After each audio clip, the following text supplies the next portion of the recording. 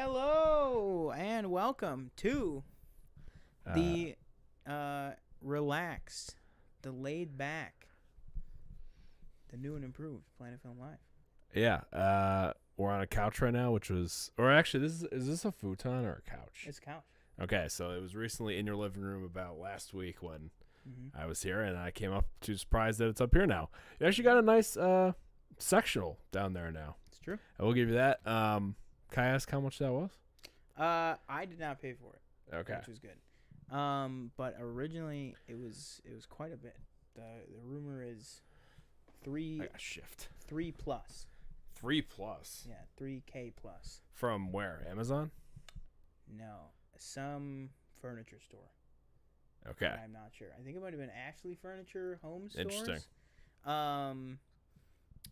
But yeah, so my father had a couch, Right. which is the one that's in my room or in my house, and he what does that say? What? Holy living room, Batman. Oh no, we're not in the living room. This is the same old studio, just with a whole new look. The only problem I can see is with the camera is we probably should, before we do it each time, is we should turn off autofocus. Oh yeah, because we're a little bit further away. Right. So it's when we doing move, good, but it's not. It's trying to keep up. Right. So when we move, it's gonna go, Yeah. So Is that bear something with that us. I have to change in the Logitech settings, or is that something you can change in OBS? That's I changed in Logitech settings. Oh, okay. So So forgive us if we get a little wibbly on you guys. We are still here. But yeah, so it was a couch that was so then he got a new couch, actually 2 new couch pieces. He didn't like the sectional vibe anymore.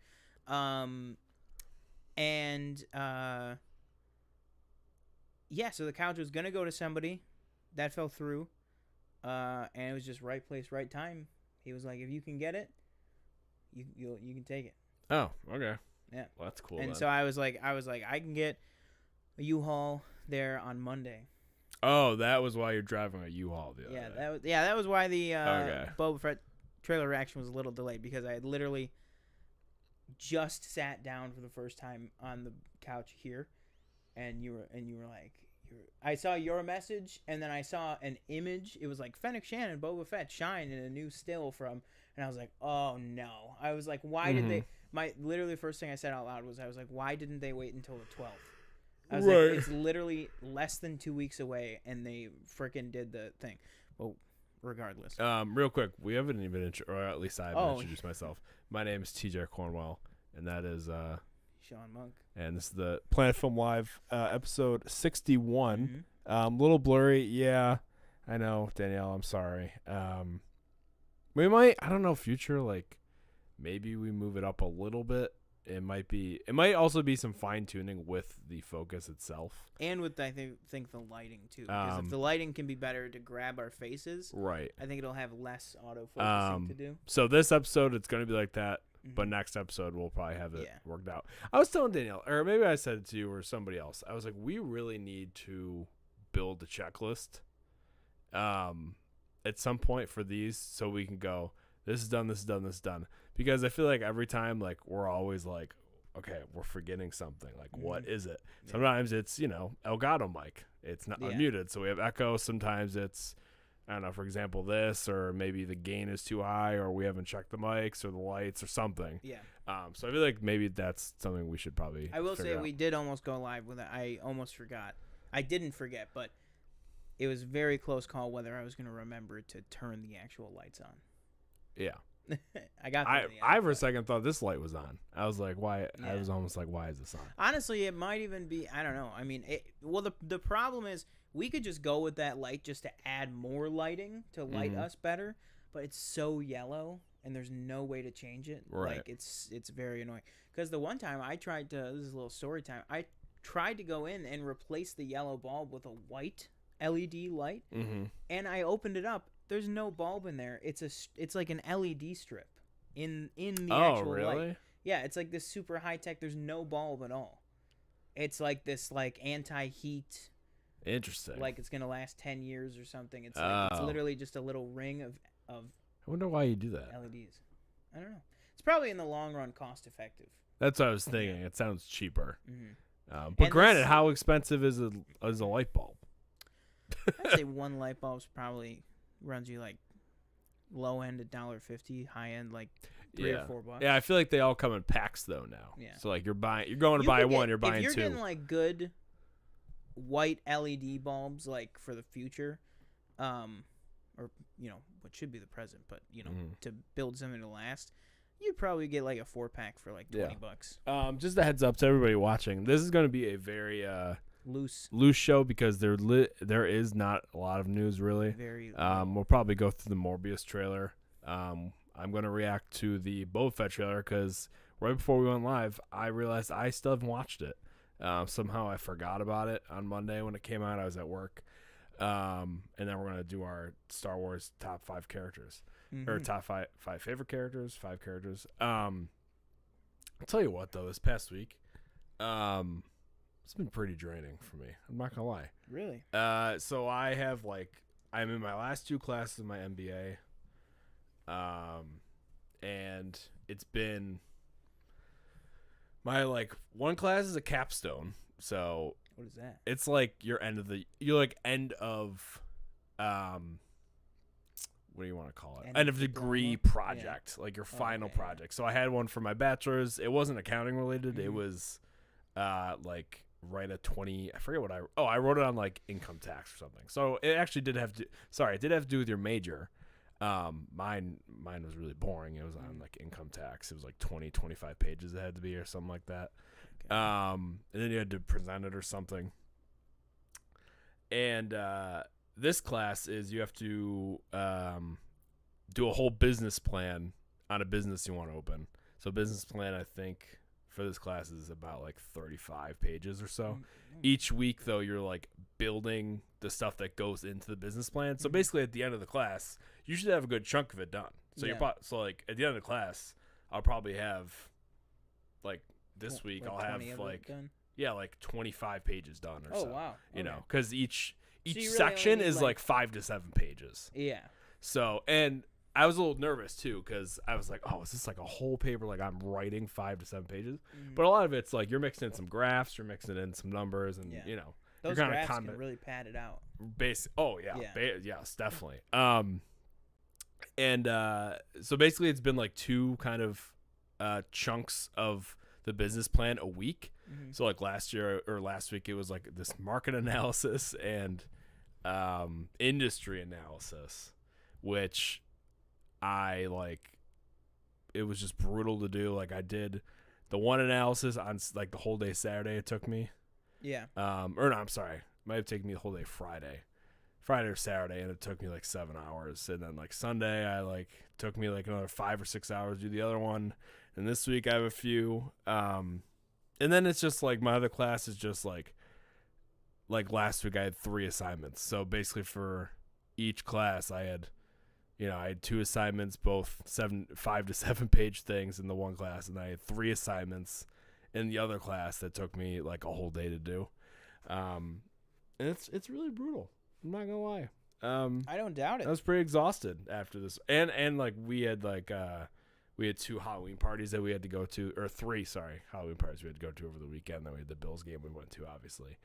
So yeah, it's been a rough weekend. But on the bright side, there's only 4 more weeks left after this week. So hopefully I should be done with school in December, and then I'll have a little bit more free time, which I'm looking forward to. But yeah, I haven't. You asked me I think you asked me last week at some point. You're like, "Where's the Guardian stream?" I was like, "I have not had any time to do it. I would love to, but I just don't have the time." You'll get there. Yeah. What else? We went to the Bills game. Was for 3 quarters. It was pretty miserable to watch. I'm not gonna lie. Was it just boring?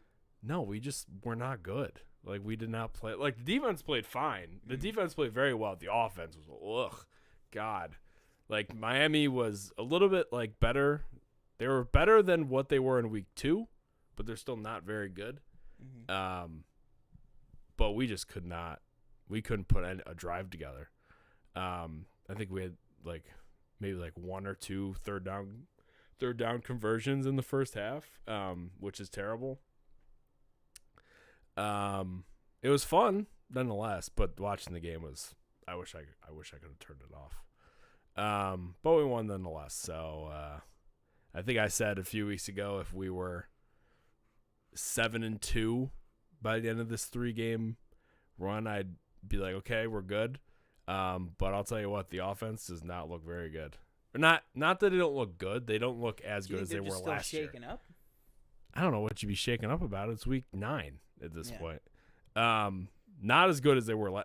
Last year was different. It was the offense was firing all cylinders, and the defense was kind of they're good, but they're not as good. This year the defense is lights out, and the offense is very not. And is it Josh or is it Josh and everybody else? And no, I don't know what it is. Because he's played good in every game. His first game wasn't great. The second game was better, but wasn't great. The third game was when he really played very well. Yeah. And then he's been pretty consistent since then. So, do you think this is Josh Allen's world and we're all just living in it? Maybe. He was on I saw he was on the Manicast. Yeah, right. Yeah. I saw something on Facebook. It was like catch Josh Allen in primetime spot, and I was like, oh, good for you. I don't know because oh, did you see his bet that he made with the Bills Mafia? No. Oh, was it the he said he's gonna jump off a bus onto a table. Oh, I didn't see that. If we win the Super Bowl, and me and my roommate talked about it, and I was like, okay, awesome, great, I love the spirit. What happens if he gets injured? He's gonna get fired? Maybe put a bunch of mats around him. Yeah, I was like, okay, yes, do it after we win the Super Bowl so that you have a little bit of time to recover. Mm-hmm. But what if he breaks something? I was like, that was the only thing that I. Oh, we have 8 people watching. Shout out to all the 8 people watching. Lord. 8 people watching right now. I want you guys to, first of all, if you want to, shout yourselves out in the chat, but mainly. Hit us up with your favorite Star Wars character. Yeah. Just send it in. I think that's the most congruent viewers we have. I won't say congruent. That's true, I think. 8, yeah. Yeah, it's 8. We've had 6 and 7.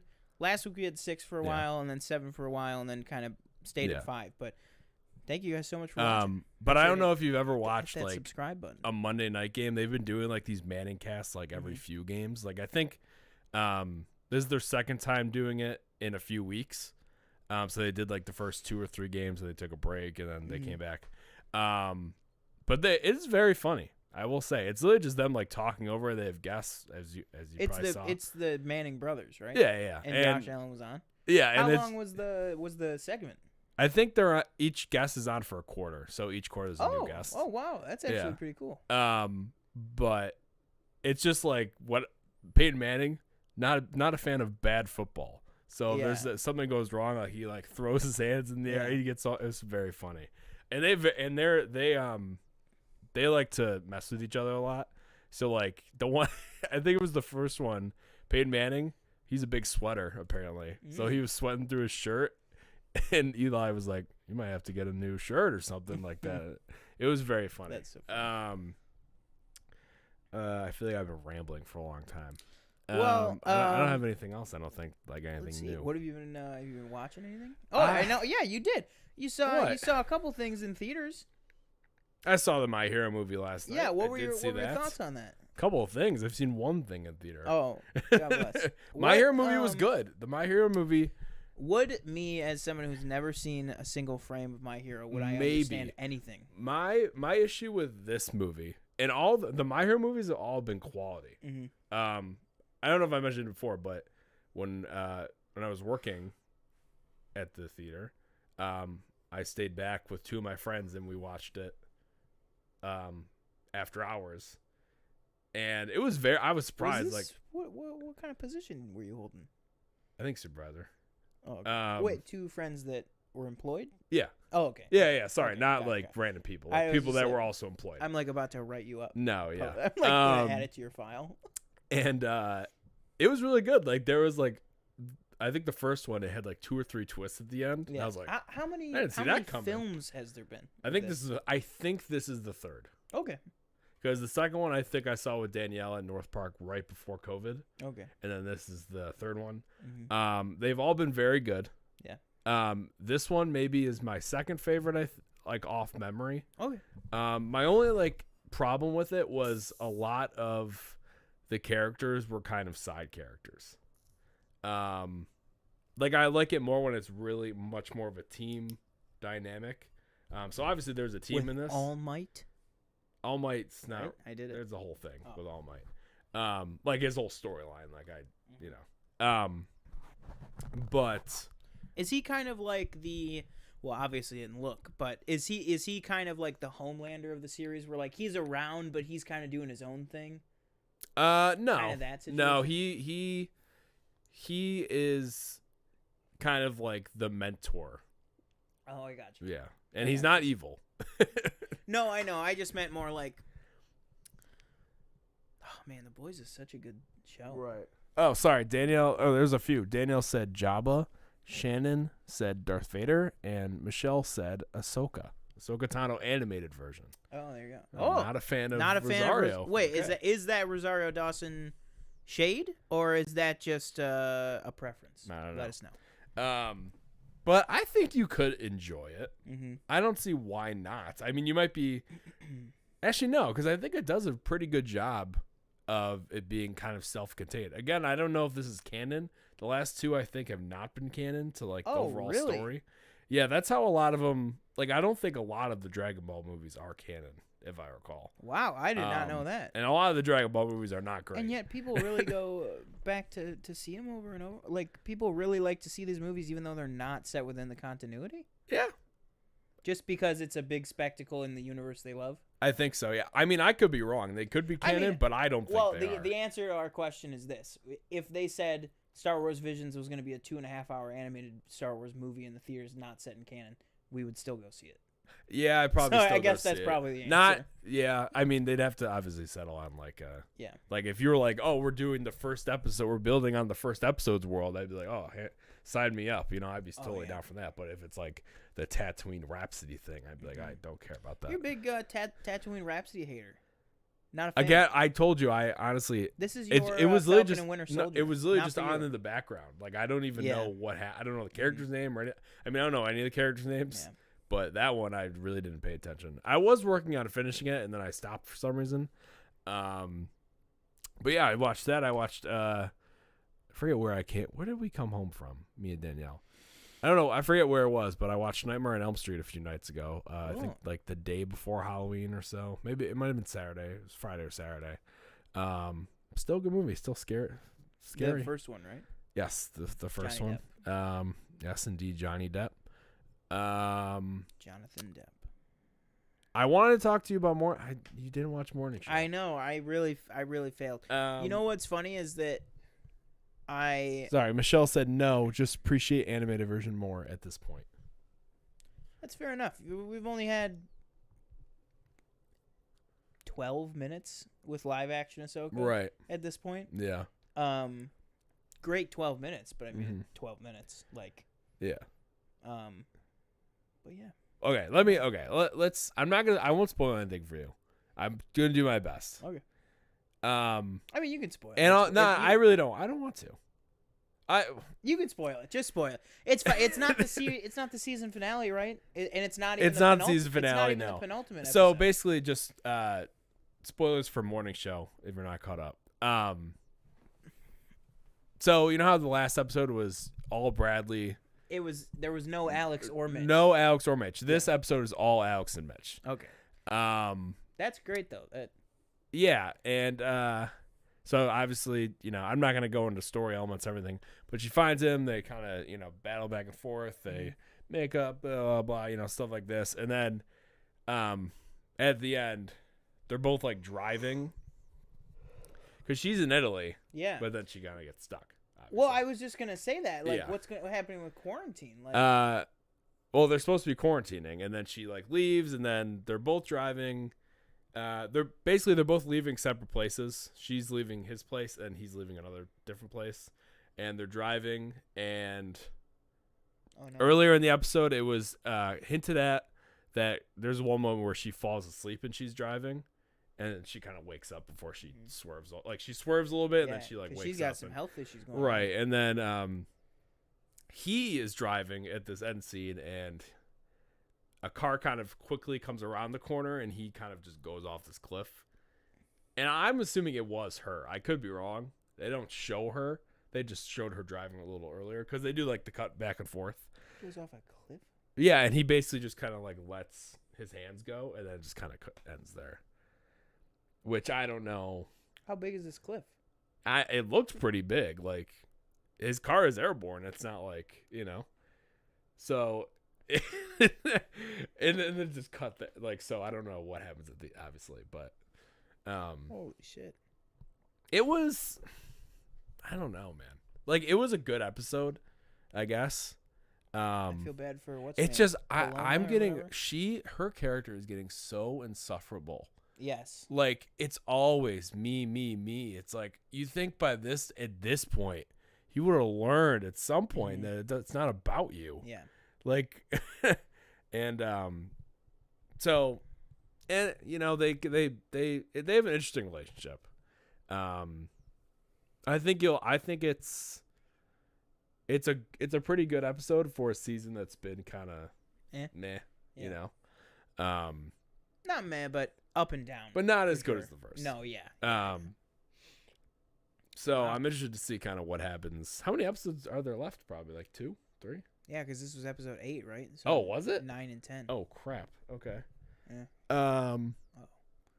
Danielle said, "Not going to discuss Florence's haircut." Oh yeah, Florence's haircut. It was on the docket. Geekicidal tendencies said, "Not trolling. Jar Jar, I love that fish." He loves to dive in the water like Listen, that. I would say this for Jar Jar Binks.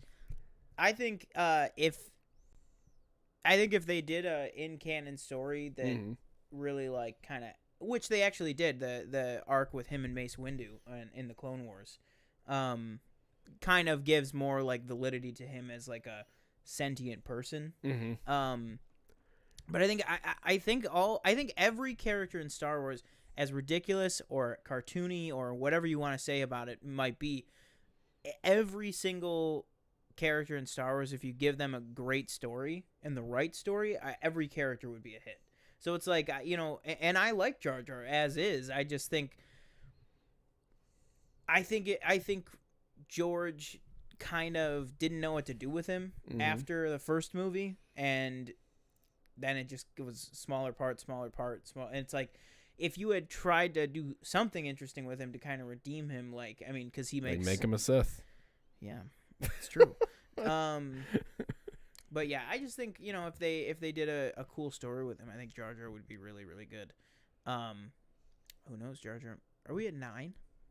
We are currently at 9. Yes, we've been fluctuating between 8 and 9. Hit that like button if you haven't. I see we only have 4 likes. Help us out with the good old algorithm. Yeah, help us out with the algorithm. And hit that subscribe button. Hit the subscribe button. Don't let that algorithm tell you what you want to watch. Right. You tell the algorithm what you want to watch. So hit that subscribe button. And join us here every week. If you're available right now, you might be available next week. We'll be right here. Same right there, this guy. Same bat channel, same bat place. That being said, I don't know how to feel about Florence Pugh's haircut. Okay. Because this is well documented, well known. Florence Pugh is the love of my life. Okay. Yep. And The Rock likes it. Hey, we just hit 10, by the way. I know. Thank you for joining us, everybody. Thank you for joining us, guys. Hit that like button. You got a thumbs? First thing, real quick, I just want to say shout out to Florence Pugh for dressing up as Danny for Halloween. I thought that was great. Also, for sure. Speaking of Halloween, I don't know if you've seen this. Somebody who always goes all out every year is The Weeknd. Harrison Ford. Well, no, okay. So if we're gonna talk about The Weeknd though, are we gonna talk about it because there's some outrage? Oh, I don't know what the outrage is. He's African American man. And he did whiteface. That's questionable for some people. What do you mean whiteface? What are you talking about? Wasn't he? What's his name from The Godfather? Yeah, it was Don Corleone. Yeah. Yeah, he like painted his skin white and stuff. And people were like, He looked the same shade to me. I don't know. "Oh, really? No, Yeah. he was for sure like, Oh. yeah, he was like you or me." Oh.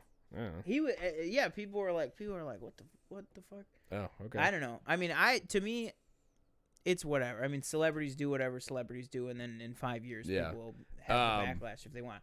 But either way, cool costume. He was, but previous years he was Jack Nicholson's Joker. Yeah. And he was. He goes all out on the he was prosthetics Beetlejuice and everything. He was Beetlejuice the one year. Mm-hmm. So he is. Yeah, he goes. I was excited for this one. Yeah. But I feel like it went under the radar because I feel like the Joker one, people were posting about it all over the place. Yeah. It was very hard to escape, and this one I feel like kind of went below the radar. But yeah, I need to look that up because I don't. Yeah, I don't know what he dressed as this year, but Harrison Ford also notorious for loving Halloween. Really? Yeah, Interesting. and going crazy with it. Okay, didn't know that. I remember the one year he was on Jimmy Kimmel on Halloween. Mm-hmm. And I don't know if you ever saw a clip of it or not, but he was a hot dog, but he was in a hot dog suit, but he had dog ears and like a dog nose, so he was a hot dog, like a hot dog. Oh, okay. And it was funny. I guess I can see what people are talking about. Mm-hmm. I don't know. If I'm being completely honest, like I don't consider that a thing. Are we at? We're at 10, yeah. Oh, okay. I Yeah. thought that's at 12. I don't have. I don't necessarily. vision. And this might just be me. I don't know. Maybe I'm naive or something. I don't consider that a thing. You know what I mean? Like I'm not one to be offended by that. And I think something like blackface is way more offensive because it has the connotation of it. It's always had that connotation for, decades and decades. Absolutely. So for me, I just kind of saw it and was like, oh yeah, he's the character from The Godfather. Like I don't, Yeah. But again, if you want to feel that way, you can feel that way. But that's just my 2 cents. What else? Oh, you were a Teletubby. I was a Teletubby. Yeah, Lala. I was. So this is the whole thing. We're really rambling right now, but Go for it. I mean, we don't really have that much news. Again, so. right. So we were Mario and Luigi for a party about 2 weeks ago. And it was kind of a, we couldn't really agree on a costume, me and Danielle. So at one point I was like, oh, hey, let's do the Bob Ross thing, which you saw. Bob Ross. And I was like, oh, I'll get a tree costume. So this is me at the time thinking, yeah, I'll get a tree costume. You'll they be sell, a happy they sell accident. them. Right. So we were at Spirit Halloween and she got the Bob Ross costume, but obviously they had no tree costume there. So I was like, oh, we're order on Amazon, but for now we'll get Mario and Luigi costumes and we'll go to this party's Mario and Luigi. So we did that. Looked on Amazon. They don't make adult tree costumes, apparently. Not ones that are just like regular trees. Like there was an angry tree. Like or you like see, Christmas trees, probably. No, but... well, Christmas tree. There was angry tree, kind of like in Snow White, the trees that are angry. Oh yeah. Kind of like that. But I was like, can I just be a tree? Mm-hmm. Like a regular tree, not a Christmas tree. Yeah. Don't have those. So I found the shirt, on the shirt on Amazon that said like pretend I'm a happy little tree or whatever. Mm-hmm. And obviously they make those.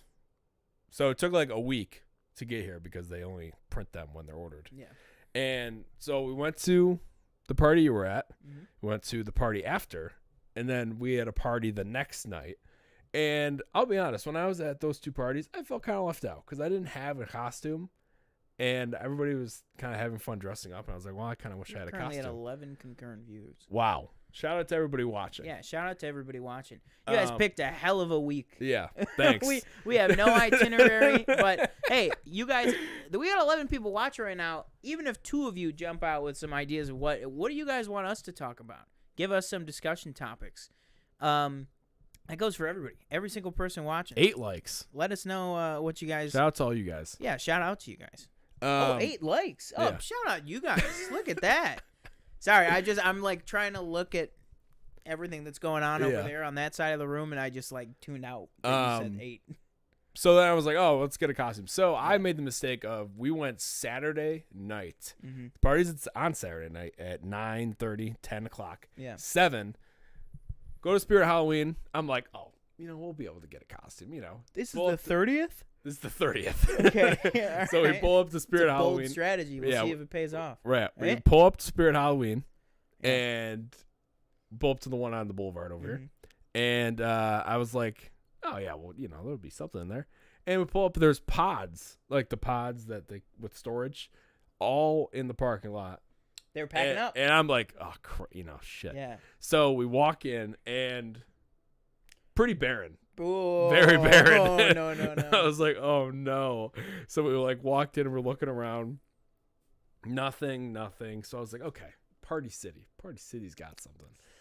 So we're like, oh, where's Party City? I was like, oh, it's I think it's down by on Maple. Yeah. Yeah. So we go to Party City, walk in. Same deal. Actually, yep, no, pretty much the same deal. Pretty barren. There's a whole wall of just costumes that it's just like a piece of paper, the pictures. And there's two people standing there and they're like, and they're like, oh, I walk up to them. They look on the thing and like, oh, we might have one. Yeah. So we're looking. I originally wanted to do a priest and a nun thing.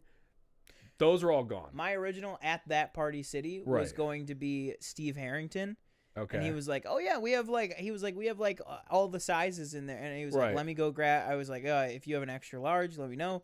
Came with the wig. It was like him with the Ahoy hat, like the Steve Harrington. He comes back. He goes, oh, all we have is an extra small. But he brought it out. I'm like, why did you even bring this out? Yeah. What do you... Shannon said, can you rank the Comic-Cons that happen in our area? I always want to go, but I'm a newbie. That might be a you thing because I've never been to one around here. Well, I would say I would consider around here. I would include Fan Expo. Okay. Yeah. So I would one say is Fan Expo. Number one, Number one is, I would say okay, I was going to make a joke, but not everybody's going to get it. So Fan Expo is the third largest convention in the what are we called? North America. Mm-hmm. I was like in the countries, the three countries. Mm-hmm. What are those called? Wow, so it's like San Diego, New York, and then Fan Expo. Yeah. Oh wow, okay. I mean, they do 350,000 people in 4 days. Damn, okay. But yeah, that's exactly how it goes. It's San Diego, New York, and then Toronto. Fan Expo is the end all. For around here, if you're not going all the way to New York City, Toronto Fan Expo is the end all be all. Best Comic-Con for your best bang for your buck, best overall atmosphere, biggest by not even remotely close. Take the floor size of Niagara Falls Comic-Con and multiply it by about 15, and then you might be halfway. Yeah, there's two separate buildings. You might have the north building covered with, or correct. You might have the south building covered with that, because the south building's huge. The south building is, oh my god! I remember the first year I was there, and we only went in the north building, and we found out that there was. That's crazy to me that you only went in the one building. We found out there was a south building on the last day, and me and my mom were like, "What?" Yeah. And we went, and it was like, "Oh, a 700 square foot Xbox pavilion where you can try out that's where where is it? Oh, it's in the drawer over there. But my red Xbox controller was the prototype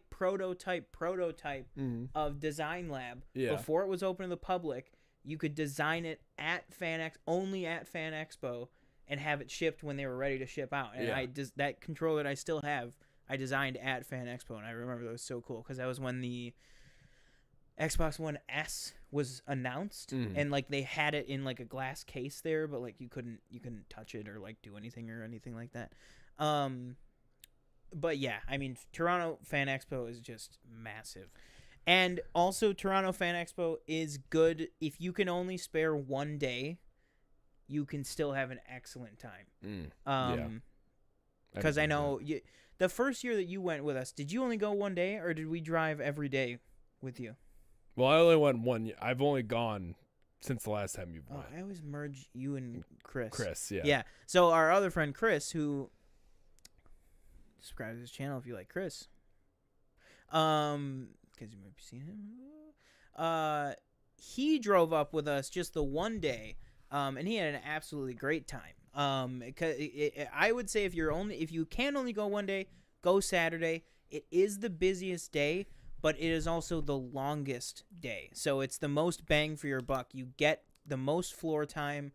That's when the most celebrities have photo ops. Most celebrities do photo ops every day, but some of them only do Saturday and Sunday, but some of them only do Saturday. So you have your optimal chance of people to see, people being on the floor. If you like cosplay, that's usually the day that everybody goes all out. Like even the people, a lot of people that are cosplayers, they'll have multiple cosplays for the weekend, but sometimes multiple cosplays per day. But they usually bring out they take out all the stops on Saturday, because that's also when the cosplay competitions are held and stuff like that. So if you can only, I would say, in this area, if you can only do one day at one of them, drive up to Toronto. And that goes for, I know there's people that are watching that aren't just around here. Like, you know, if you live in Ohio or if you live in Pennsylvania or anything like that, you know, you're talking about less than a 4-hour trip to an amazing convention. So yeah, check out that stuff.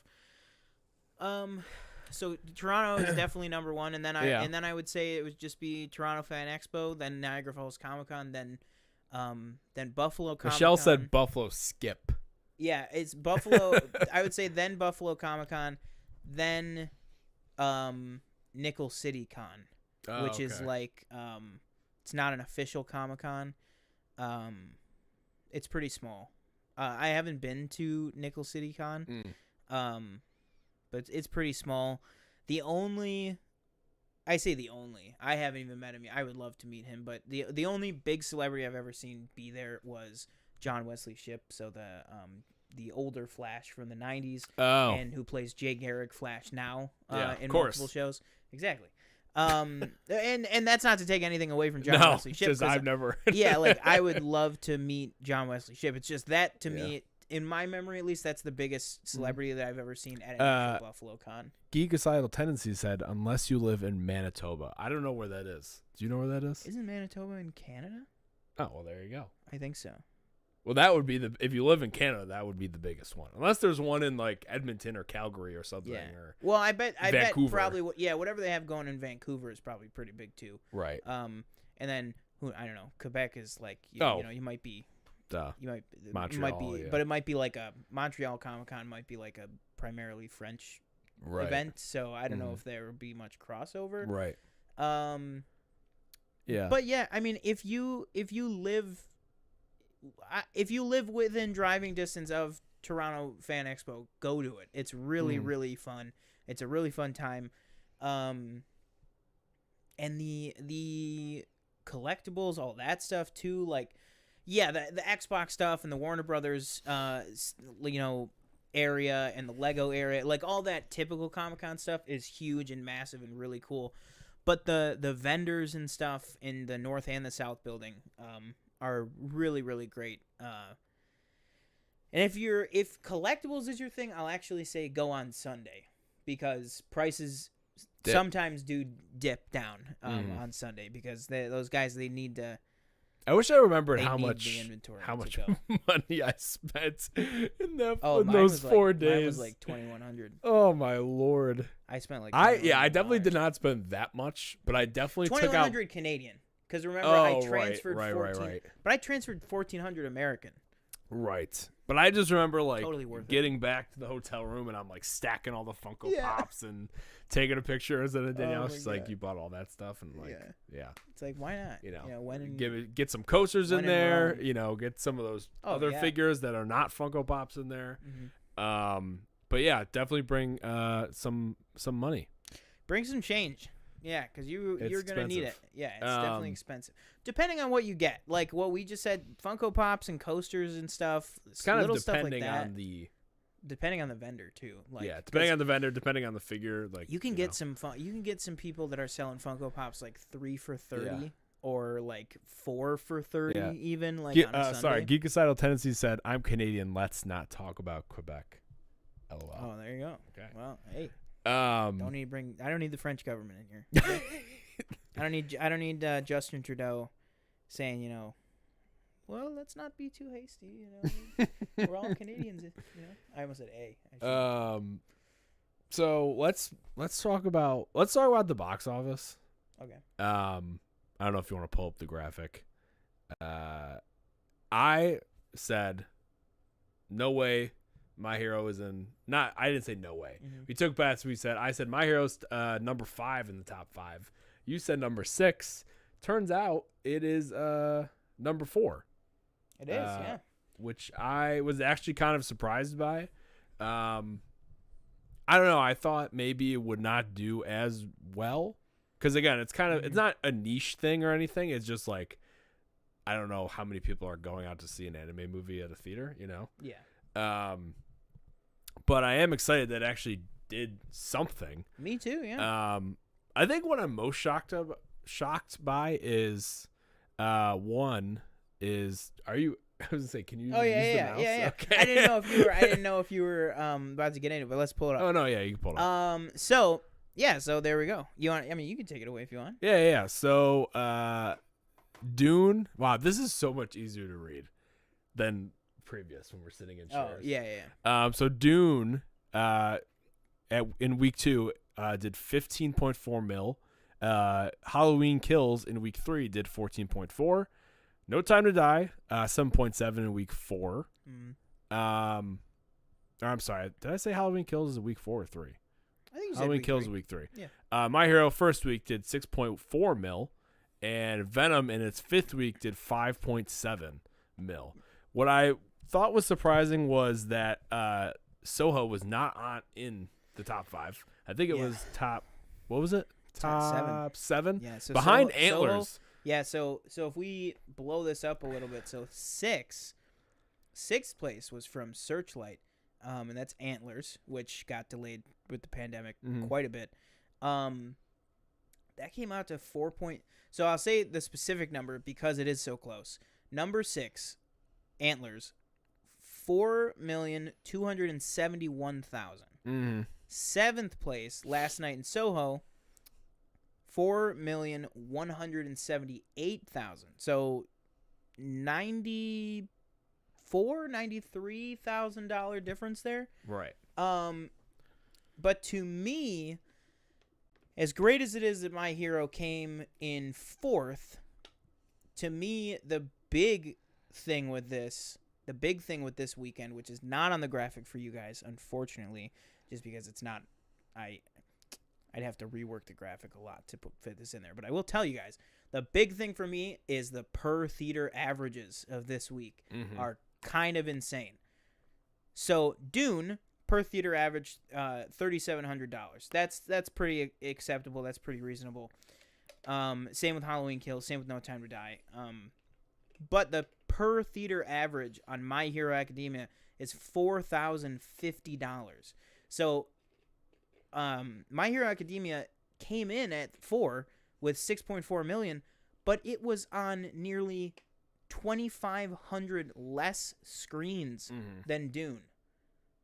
Like, that's crazy. The amount of fan base that actually flocked to and actually showed up at the theaters for this movie is huge. If this movie, so My Hero came out to about 1,600 theaters, about 1,600 screens this week. I think if they put it in like 2,500 screens, I honestly think it would have had a shot of being in like 3rd place. Right. I really do think it would have had a shot at being in like 3rd place, because it really only needed about $2 more million on this movie. It could have been in 2nd place. I mean, the per theater average just shows that the fan base is there to actually come out for a movie like this, which I'm happy about. Again, I don't watch the franchise. I haven't seen the movies, but I'm happy that these kind of movies exist. As a manager at a movie theater, I like that.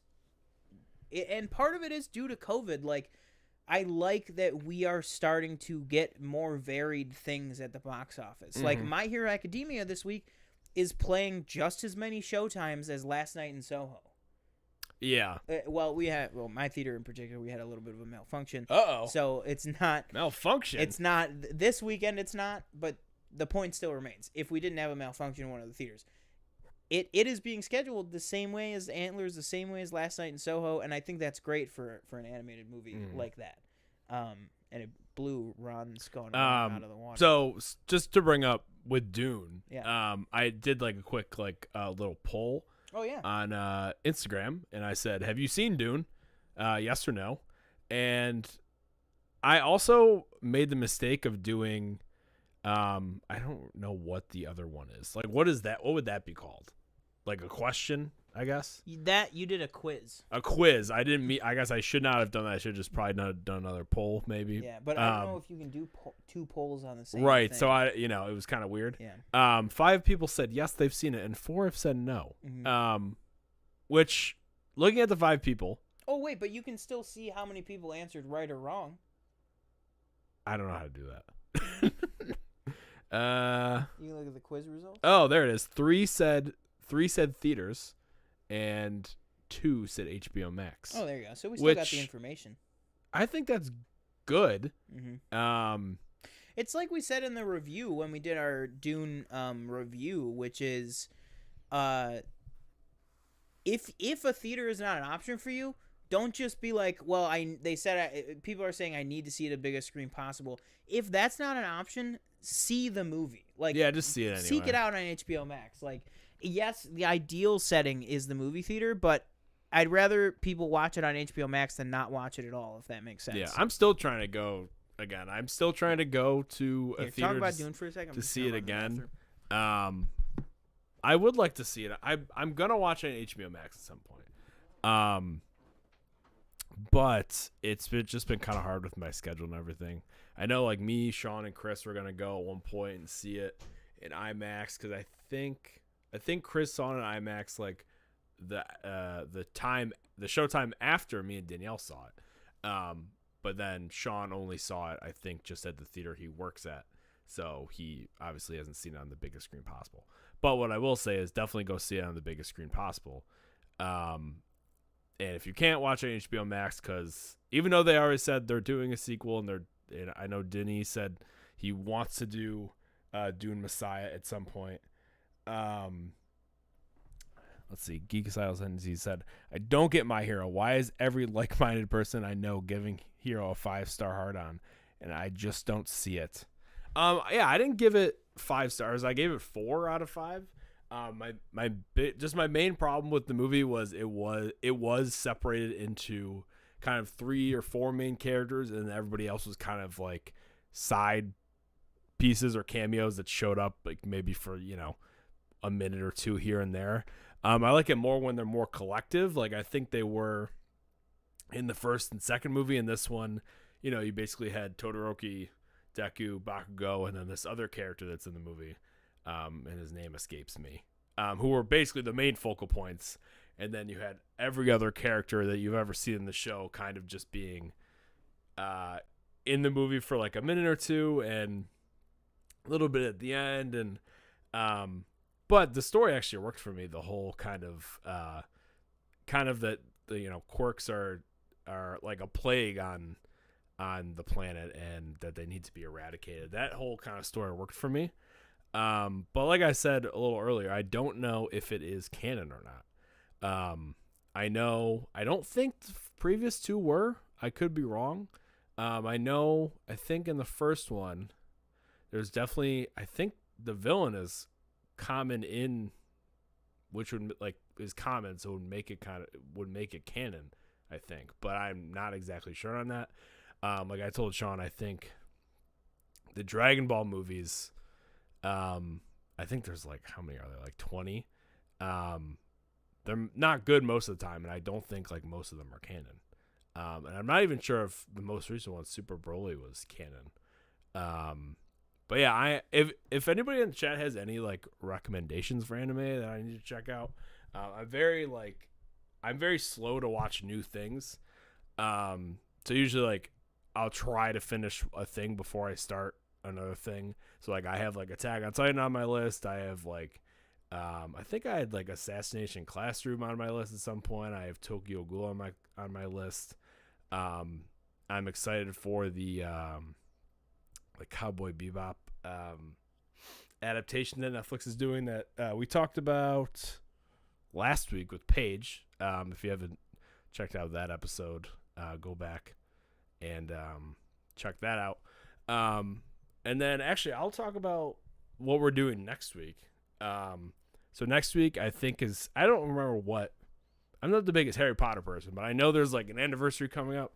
And so the next episode is going to be us ranking all the Harry Potter movies with our friend Noelle, who has been asking us, and we've wanted to get out of the show for, some time. We just have not had the time yet. So next week she'll be on.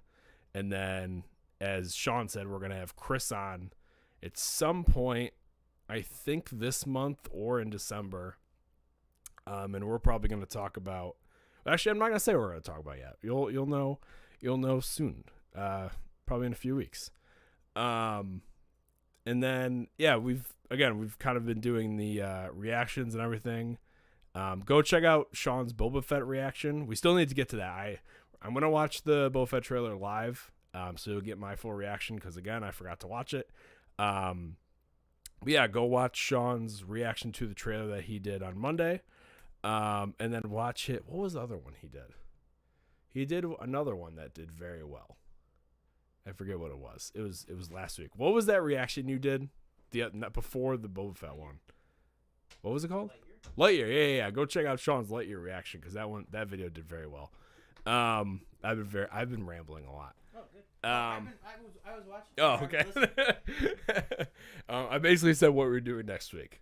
I basically was like, oh yeah, here's what we're doing next week. Who's gonna be on? What are we doing next week?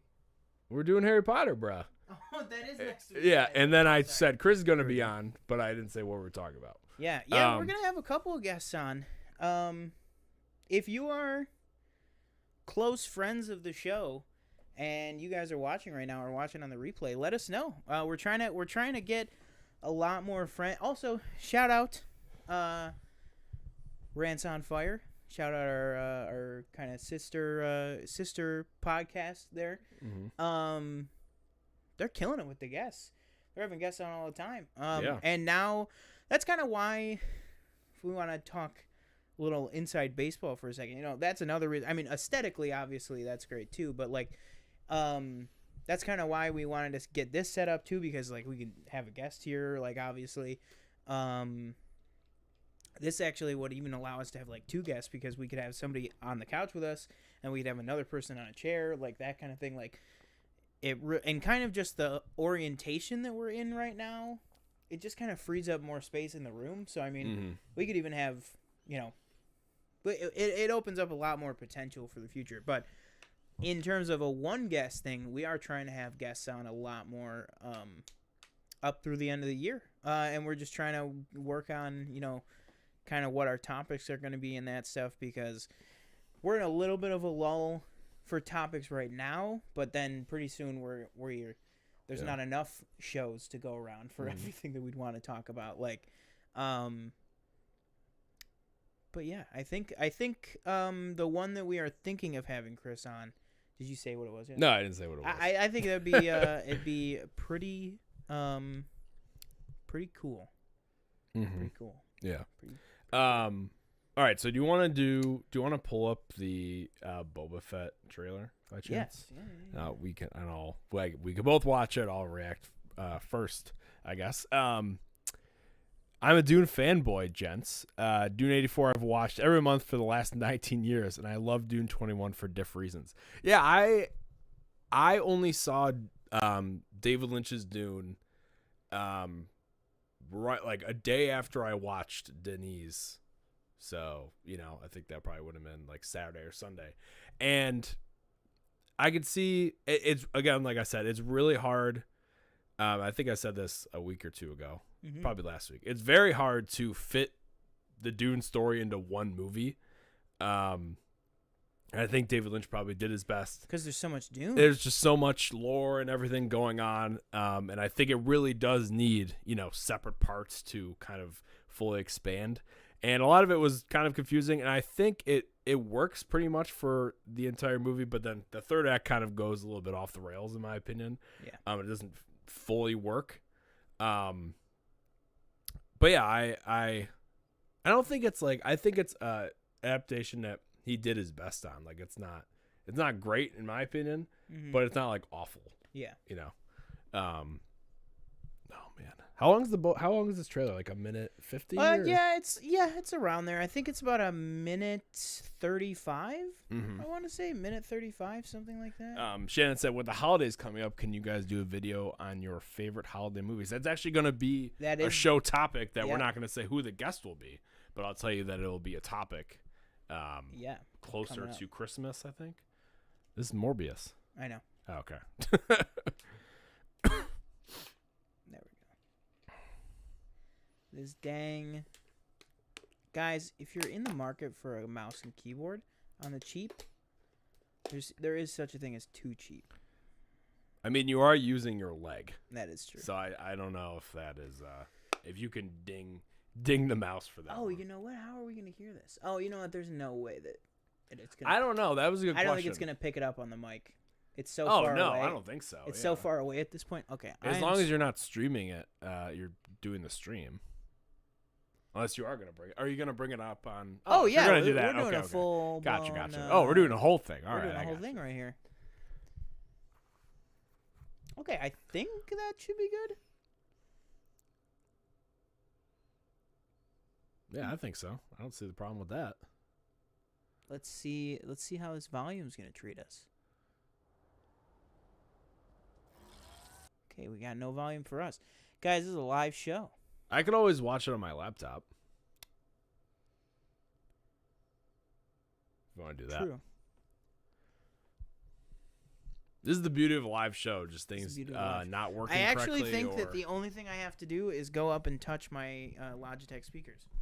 Oh, okay. For some reason, Oh, yeah. They're probably off. Yeah. Yeah. How much? Can I ask how much those were?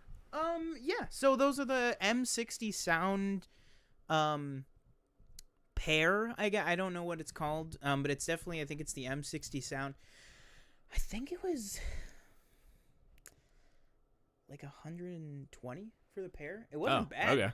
It wasn't bad. I mean, I'd say that it was like when that good COVID money was rolling in. Right. Yeah. But I missed that. Yeah. don't we all?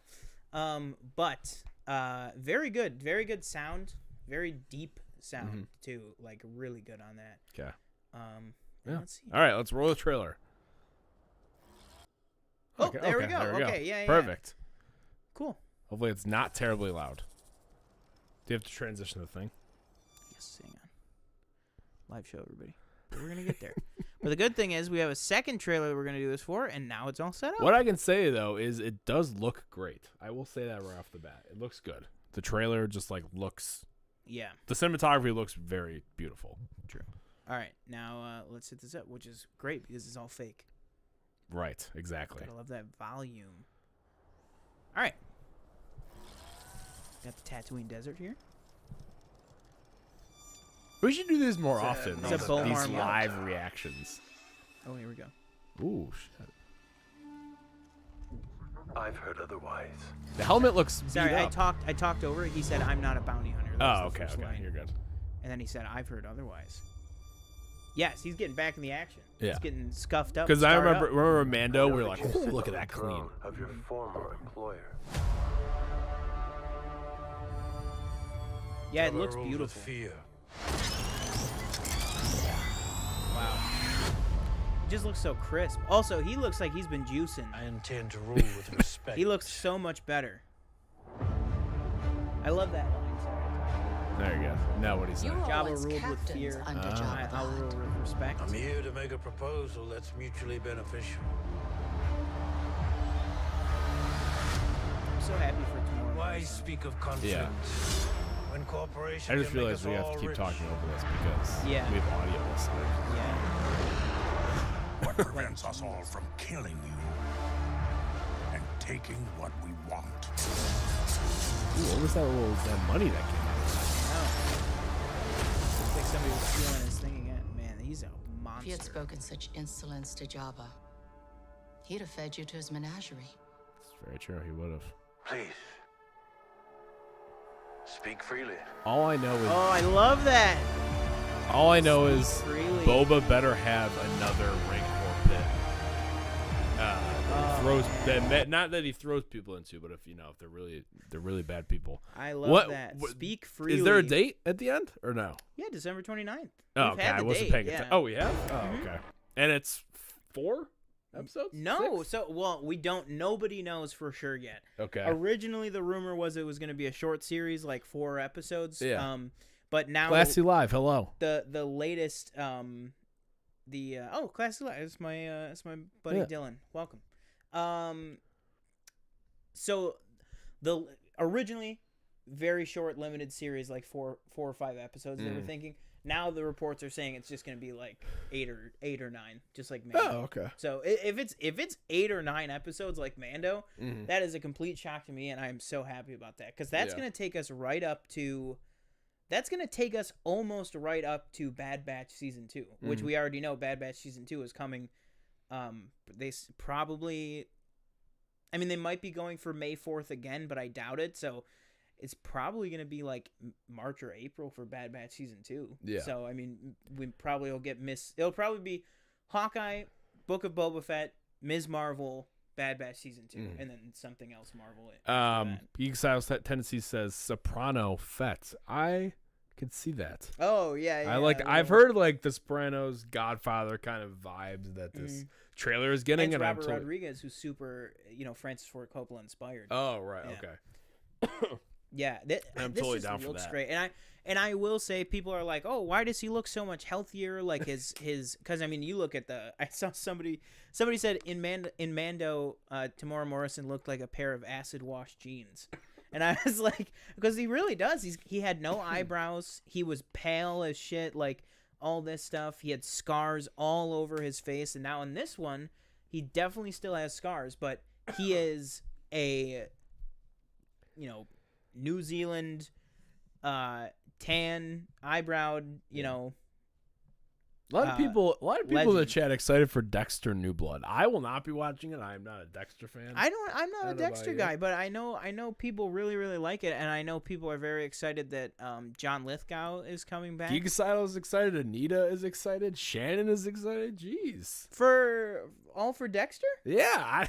Oh, all right. I wish we had anything to lend. To add to that.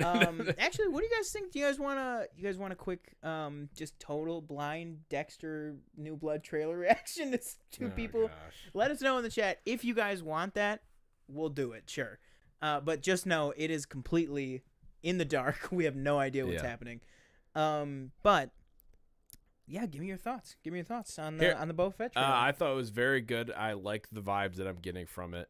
Since you're saying it's going to be 8 or 9, like maybe 8 or 9. I'd be happy with. I wouldn't be disappointed with any number. I'd be happy with 6. I'd be overjoyed with anything. I'm more interested than to 6. see how it ends. I'm interested to see if they kill him or something, or if they. Do you think keep we'll the story get Din going? or anybody like that in this? Like, do you think there will be big I think crossover there? I think you can expect a cameo or two. A little Cara Dune action? I don't think so. No. Yikes. But I am interested to see just kind of where it goes. Do you think we'll? Okay? I want you to tell me this. What is your over under? I am gonna say 30% chance that we get, whether it's the very tail end or whether it's the secret that what this show is really all about. I am going to say there's a 30% chance that we get either a mention or appearance or something involving Omega in this show. Oh, yeah, I didn't even think about his that. sister. Like, what are you taking the over or under on 30%? I'm going to put it at 30%. I'm going to put it 30 or under. Okay. I don't know. I feel like if they're gonna bridge that gap and really delve into the sibling dynamic, I think it's gonna be done on Bad Batch. Yeah, I would agree with that. I feel like, and maybe it's something that if they do that and they explore that in Bad Batch Season 2, because I would say I'm taking the over 80%. Boba's showing up in Bad Batch Season 2. I was shocked. We're getting a lot of yes reacts, so I guess we will react to that one. Okay, great. But yeah, I am very excited for this show. I'm excited to see kind of what they do at the end, what they do with the character, as well as oh my god, what's their character's name? Fennec Shand. Fennec Shand. Yeah, Yeah, yeah. I'm excited to see Yeah, what they do Ming-Na with her Wen looks too. really good in Yeah. this. And again, I liked, as much as I liked the clean matte green, olive green, I guess that would probably be look. I like it when it gets a little dirty, you know. Yeah. And I'm Well, it shows he's street tough. You know, Yeah, you wouldn't want the boss, and you wouldn't want to be the boss the boss with a perfectly painted brand new thing. And it's like, people were like, I almost like that better, because people were like, oh, he's like reborn, so he repainted it, and he's gonna really cherish and take care of his armor now and stuff. And I was like, I wish he wouldn't do that. Do we get Oliphant? Maybe. I think I would say, out of the Mando bunch, Cobb Vanth is up there, I would say. Yeah. I don't think it would be anything adversarial. No, because Boba, Cobb gave it back to Din completely amicably. Cobb had no idea where it came from. You know what I mean? Like, so it's not on him. And then Din gave it to Boba completely amicably. So, but I would say, well, for 100%, the most likely cameo is Din. It is Din Djarin, Mandalorian. I think he's a given to show up. Really? At some point. You don't think it's not a given? I don't know. I think that would be a given. I think, given that this has kind of been described as like Mando season 2.5, or like a bridge. Oh, has it? But, Okay. Well, like, I mean, it's just one of those things that people say, like, right. Like, it's just thrown around. How true it is, I don't think we'll know until the series is out. But I think Din is the most likely cameo for me. I think Cobb Vanth is probably second, I would say, because he had that one great episode. We know there are already rumors that Timothy Oliphant, he's been rocking the Cobb Vanth look in person for like 6 months. He still looks like that right now. Well, so but Mando just started filming a month ago. So people are like, why has he looked like Cobb Vanth for, if you wanted to look it up, look up Conan O'Brien's last shows on TBS and look up the Timothy Oliphant episode. It might as well just be Cobb Vanth in the studio. And that was like 4 or 5 months ago. So people were like, why did he look like that all the way back then when Boba Fett was filming? So I think you might be onto something with that. I'd be really interested to see what his role might be. Because if what Boba says in the trailer is to be taken seriously, that he wants to rule through respect instead of fear. Yeah. I think a lot of this show is gonna be getting people on board with that idea. And Cobb Vanth, he's still the marshal of kind of the Jundland Wastes and the small town and Mos Espa. So yeah, I think he's got a good chance of being there. I would just kill for a Cobb Vanth show. Or even just a Cobb Vanth, like, I actually wish that they would do kind of like what DC's doing, of doing like smaller movies. Give me a 90-minute Disney Plus Cobb Vanth Star Wars movie. You know what I mean? Like, that would be so awesome. And I know people are like, well, no, Star Wars, the movies are sacred. They have to be Star Wars movies. Like, you can't just do like kind of a middle ground TV movie. And it's like, yeah, but that whole landscape's like changing. You know what I mean? Like, it's all one big connected universe. Like, you can't tell me that Siege of Mandalore is any less of a Star Wars property than Solo. You know what I mean? To me, at least, I'd watch, and I like Solo. I'd watch Siege of Mandalore, start to finish 20 times before I even watch Solo. Yeah. Like, I would love to see stuff like that. Just a little bit, just something to give us a deeper dive look into these characters in live action. Because, like, the books and comics are one thing. Those are great. But, like, to actually be able to get more time spent with not just the characters, but the performances as well, like, that'd be awesome to me. But, yeah. Do you want to do Dexter? Or do you want to do Morbius? All right, we're gonna. I don't know Morbius. I don't know if we need to react to again, but. Well, did you watch it? Yeah, I did. Oh, right. Okay. Let's see here. Where are we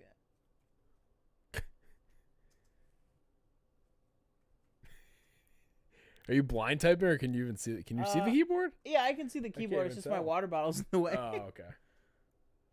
Oh my god. Yeah, it would help if the keyboard was on. Oh, yep. You're not even typing anything. Yep. Guys, this is a live show, family show. That was a good trailer, though. I enjoyed that. Yeah, I just hate the whole coming this year. Yeah. The very last day of the year. I will say, real quick, speaking of Disney Plus, Disney Plus. Oh, this is the show. Okay. No, I know what show this is now. Yeah. I was confused what it was for a second. I know a few people that like the show. I don't know. I'm going to talk to you real quick, Walt Disney Company.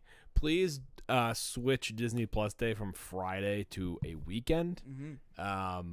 Unless we're wrong in saying it's the 12th. We believe it's the 12th. No, it's definitely the 12th because that's Okay. the anniversary. Okay. Well, that's stupid. I think that's really dumb. Make it a Saturday or Sunday. Yeah. But just my 2 Or cents. like kind of fudge it and be like, oh, it's for the Disney Plus 2-year anniversary, but it's the weekend. You know what I mean? It's a Friday, Saturday, and Sunday. Like I know Investors Day was a weekday, but Investors Day is business side. We're making these announcements to show off to people why our company's heading the direction it is, blah, blah, blah. That's a very business day type thing. You know what I mean? This is like, I know it's not like a full-blown convention thing, but it's convention-esque, in my opinion. Whereas I think you would put that on a weekend. But that's just my thought. But yeah, I would say 2 Saturday PFN things coming up. We're probably are you busy all day this upcoming Saturday, or do you have like you have some time? This Saturday, I don't know. I have something, but I don't think it's an all day thing. Well, but whether it's Saturday or Sunday, I would say we're probably going to do a Eternals live stream. Oh, okay, yeah. Because we're both seeing it. When are you gonna see it? Well, I'll see you on Thursday because I'm working when you're coming to see it. But Friday. So I'll be seeing it. I'm Friday. interested. I just have to avoid spoilers. I'm just interested to see the disconnect. You know, lowest rated film MCU is done. So I'm interested to see what the disconnect is between viewers and the movie that's itself. a whole other thing that we could talk about too. Is that like the people, there's reportedly like review bombing going on and all this stuff. Like, and if that's the case, just grow up, people. Like, movies are going to have. They're going to continue to have more and more representation of how people really live their lives. So, like, if that's a thing that doesn't work for you, sorry. Right. Like, I don't know what to say. I'm not saying, as long as you're not outwardly hurting anyone else, that's one thing. But, like, don't yuck on anybody else's yum. You know what I mean? To give a little Roxy Stryer shout out. One thing I'll notice about this, I see that this is on Showtime. Yeah. Showtime seems to do Showtime. I don't have Showtime, but like Showtime had the Twin Peaks revival thing too. So it seems to be like a thing of here we theirs. go. Seems to be a trend. Connie Donatelli. I agree. Toronto Fan Expo is epic. It was my first, and that will forever be my standard. Absolutely. I would agree with that. Yeah. First one I went to, I think. See, I would say it's the gold standard. I don't think it's not my standard of con because it is the gold standard of at least around here. I've never been to San Diego. I don't know about you. I have absolutely no intention, no desire, anything like that to go to San Diego Comic-Con. Just too packed, it's too much. It's just too much. It's too much for nothing. You don't even get guaranteed into Hall H, and if you want the floor, guess what?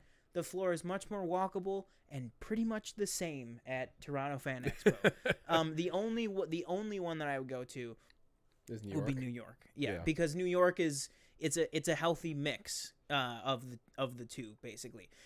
The panels are actually achievable to get into because there's so many of them and there's so much more space. Right.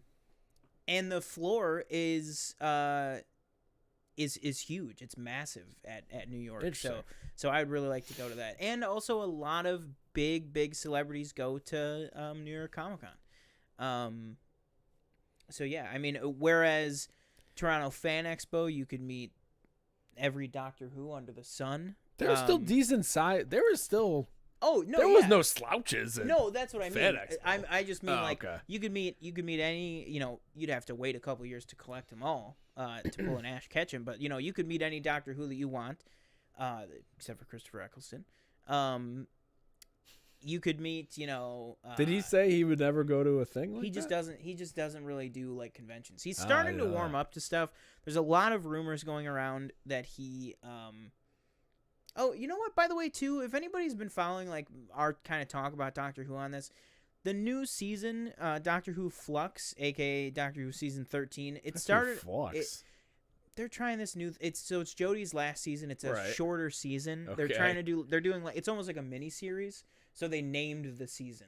So it's Doctor Who Flux. Like season 13 is 6 episodes. It's called Doctor Who Flux. It's like the Flux is like the season villain. It's the threat in the season.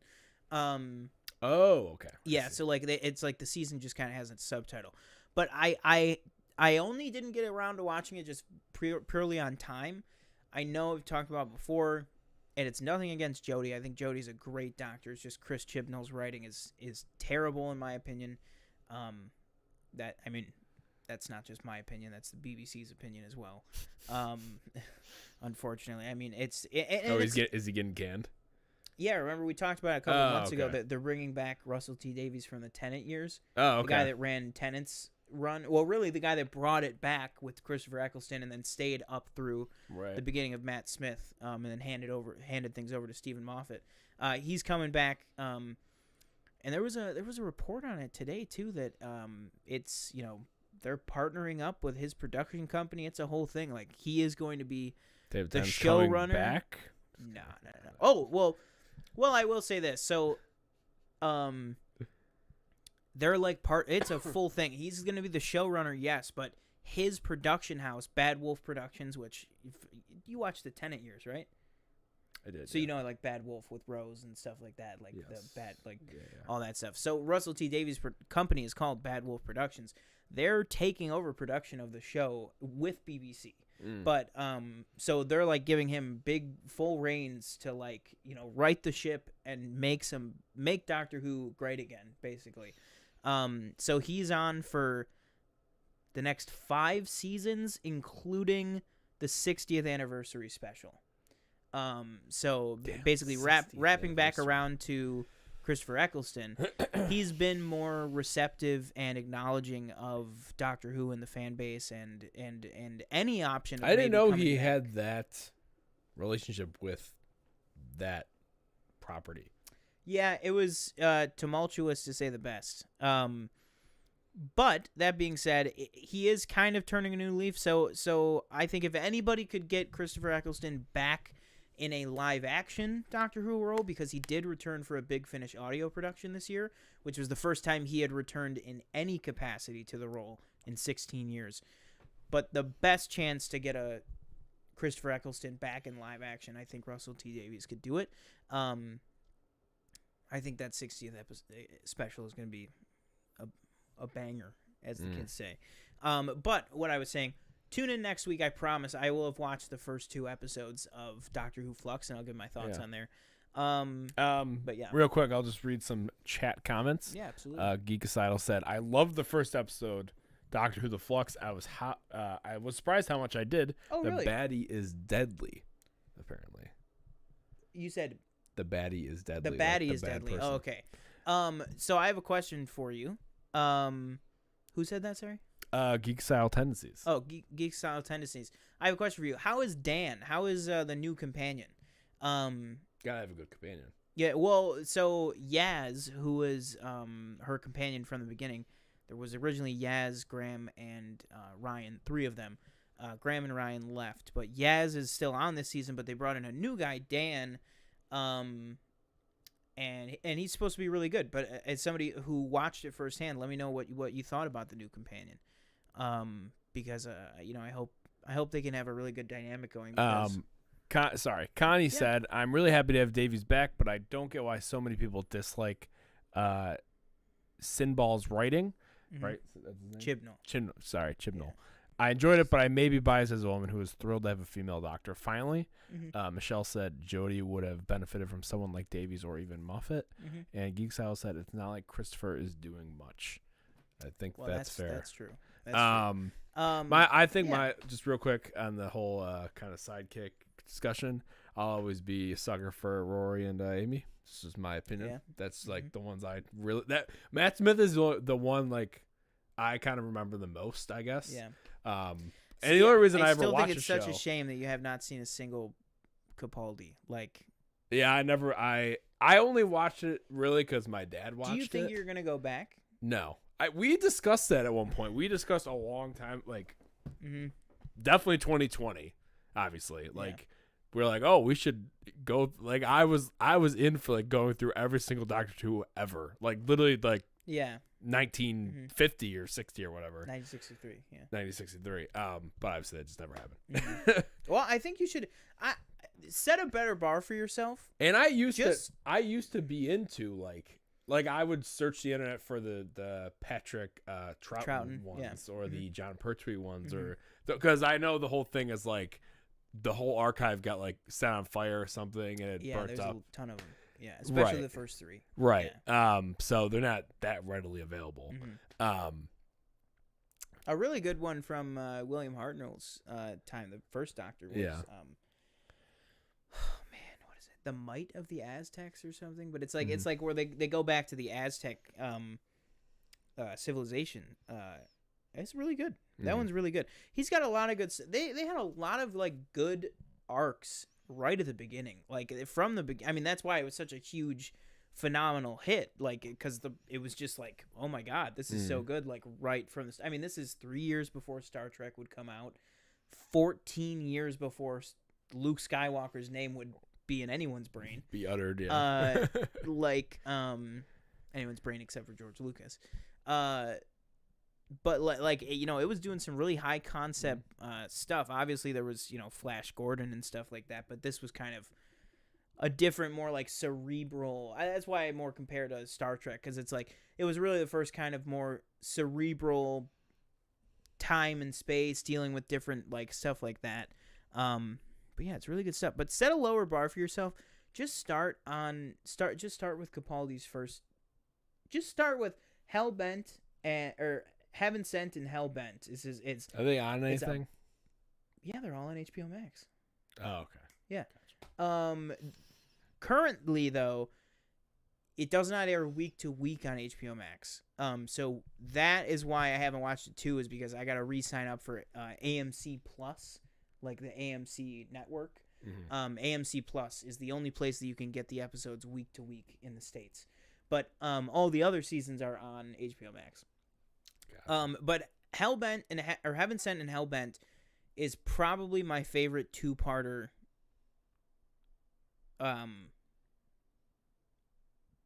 Maybe not that. But either way, Hellbent and Heaven Sent are my favorite start of a Doctor's run for me.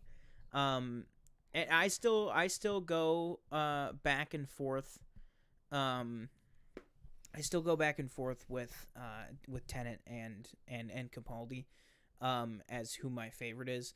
But for a while, it was like Tennant was just untouchable, so great. Matt Smith, close second. But now it's like I flip flop between Tennant and Capaldi, and those two Doctors could not be more dissimilar to each other. But they're just so good for two very different reasons. Connie said, "I will always love Clara." I would agree. I liked her. Well, you only had one season with her. Tune in. Yes, for three, right. I only saw her Matt Turn Smith, in for 2 more seasons with Capaldi. So, to keep moving along because we got really sidetracked. Oh, yeah. Real quick announcement: Superman and Lois on HBO Max. I still haven't finished it. Go. I'm still backed up. Telling you because you were the one who was like, I know. I have nowhere to watch it. Well, now you do. I know. And In the Heights is back on HBO Max. So if you haven't watched that, go watch that. So we're gonna react to this next week. Also streaming. If you haven't seen it yet, what are you doing? But Jungle Cruise and Shang-Chi. Oh, Jungle Cruise is on the list that me and Danielle have to watch. Yeah, Jungle Cruise and Shang-Chi coming to Disney Plus on Disney Plus Day, the 12th. I am 1,000% going to be watching Shang-Chi day one. Mm-hmm. I love that movie so much. That movie's so good. Sorry, Connie said a friend who's never seen Doctor Who says tonight that she thinks that Matt Smith gives off Norman Bates vibes. I don't know about that. Wow. I don't know. I like Matt Smith. I know, like, Danielle. Oh, do you want to talk about the Matt Smith news? What you sent me? Yeah, real quick. Man, I have to look up. I want to credit what It was Josh Horowitz. Josh Horowitz was interviewing Matt Smith, and Yeah. Matt Smith just was like, "Yeah, I was supposed to be in the movie." Mm-hmm. Yeah, because it was be rumored. this whole thing. Yeah, it was rumored for months that. Which, by the way, he says in the video clip today, it never went past like a couple. About a half dozen meetings, and it's like. If somebody's if it's so early in the stage that he's only being seen for a half a dozen meetings, and the whole thing leaks to the press months before, you know what I mean? Like there was a year before Rise of Skywalker came out, people were like, "Oh, reports saying that Matt Smith is going to be playing either a young Palpatine or someone in the Palpatine family, that kind of thing." Like the guy didn't even do a costume fit. Like, get your freaking ship tighter over there, Lucasfilm. Like, geez. And it's only like the film division too, so it's not like it's on Kathleen Kennedy. It's like something on the film side. Like, although maybe it isn't. I don't know, because Mando stuff leaks like crazy too. And we knew everybody except for Luke. Yeah, I hate when stuff leaks. Like, again, I talked about it. I talked about it last week. The whole Eternals thing. And that's so. And that's another thing too. That wasn't even a leak though. That was just somebody being an asshole. Yeah, and that was another thing too. That I'm sorry, but like, and I get that it was kind of weird timing because of COVID and all that. But like, why did Eternals have the premiere 4 weeks before the movie came out?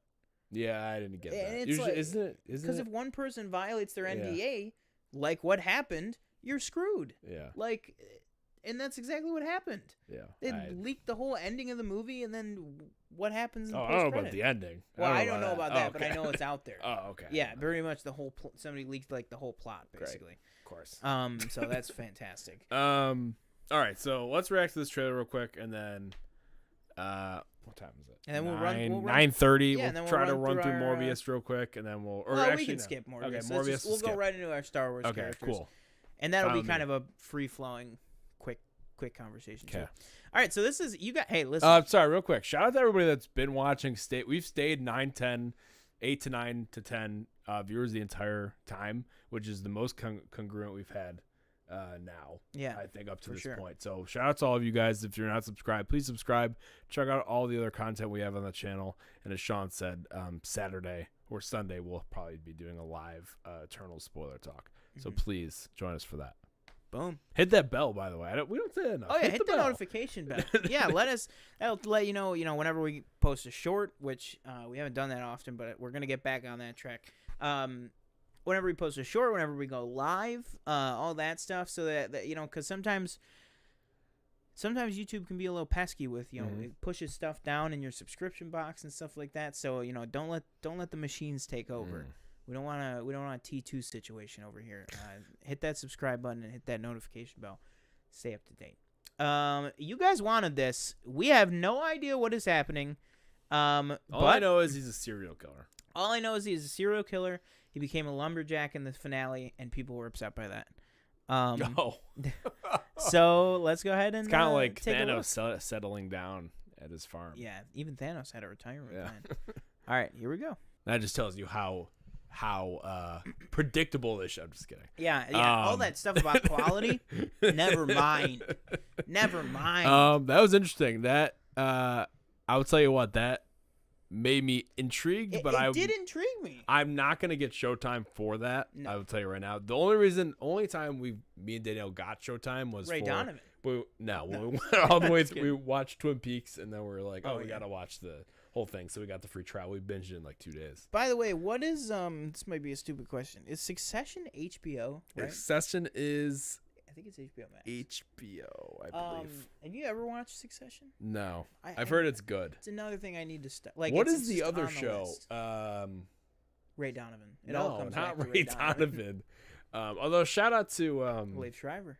He does the voiceover for HBO Max Hard Knocks when they go to football training camp. That's really cool. Speaking of, Yeah. did you check out at all Colin Kaepernick in Black and White on Netflix? I did not. I've seen TikToks of it. I have also seen TikToks of it, although I didn't know that that's what I was watching on TikTok. Yeah. I checked out the first episode. I want to put this as nice as I can. It's not for me.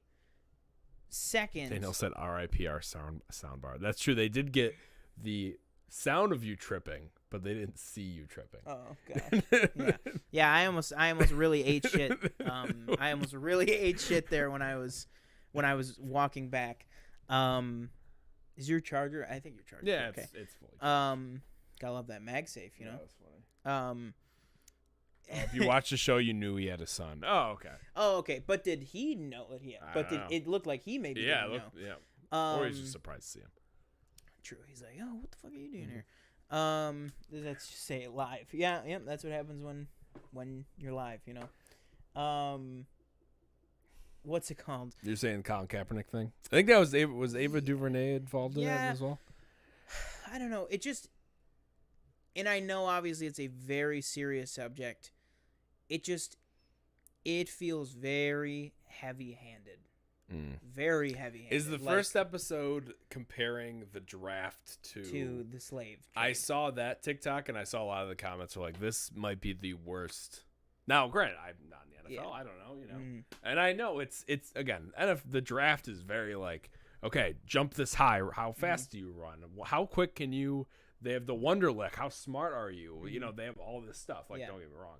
But I saw a lot of comments were like, you know, like, for example, like the draft is a choice, slavery is not a choice. Yes. You know, stuff like that. Yeah.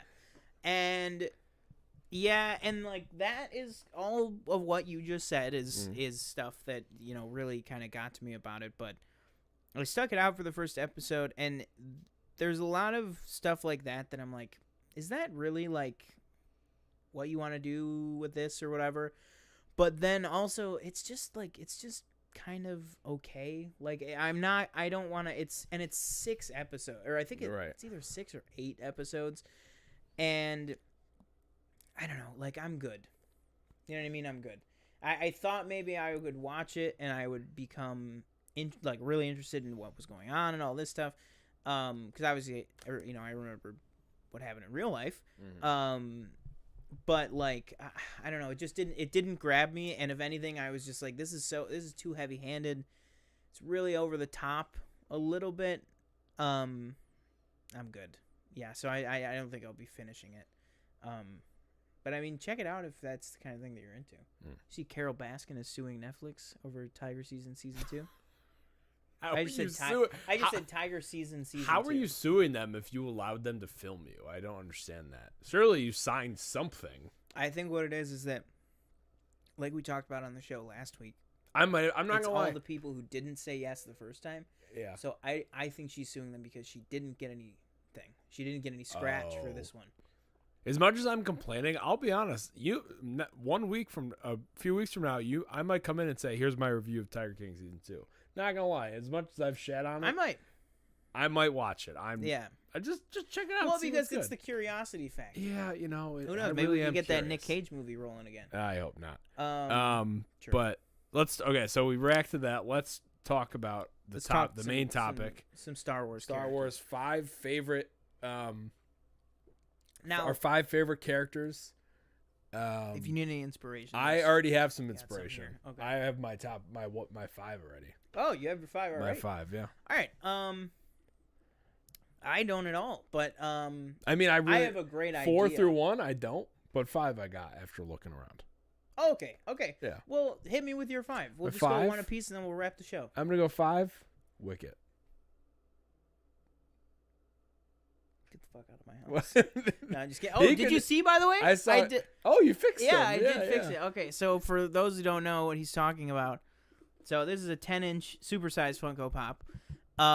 my cat, my lovely cat Charles, early on in joining us in our house, murdered this, and broke the stick, his staff clean off. So it was sitting in pieces for a little bit, but a little super glue or a little Gorilla Glue actually, and some quality drying time later, and he's all fixed up. But is that real? That Wicket really is? Yeah, Wicket. Yeah, Wicket is one of the cutest things I feel like I've seen in Star Wars or movies or whatever media. That's fair enough. Little teddy bear, you know, and he's he can Warwick kill you. Warwick Davis. Yeah, too. he can kill you. He's lethal. He's got his spear. And he's a father. We find out Rise of Skywalker, he's a father, and then just sitting there with his son watching watching hundreds of thousands of stormtroopers die. And it's also very touching, the whole and I think because I remember we were kind of on that binge when we were watching the documentaries of the Force Awakens, Last Jedi, and Rise of Skywalker, like making of things. And they show, I think it's in that they show it's Warwick Davis and then his actual son. His actual son plays his son. Yeah, which I was like, so oh, nice. that's really nice. But yeah, I love Wicket. If we could get, I gotta watch the Christmas special because I'm assuming Wicket is in that in some way, shape, or form. Holiday special. I don't believe he is. No. Isn't there an Ewok thing? Chief Chirpa. Oh well, there's the Ewok movies. Okay, that's what I'm thinking. Ewoks. I'm assuming Wicket's in the Ewok movies. No, I don't believe so. Are you serious? Chief Chirpa is, but who's the gray one? Okay. But I don't think Wicket is in those. No. Wow. No, because those are like very. I know they're like. Questionable. I mean, know. They're definitely not canon. I know, obviously, but I know they're very like don't talk about those. Yeah, like you get like Angela Lansbury and Wilford Brimley, and I mean they really went for it, but it was.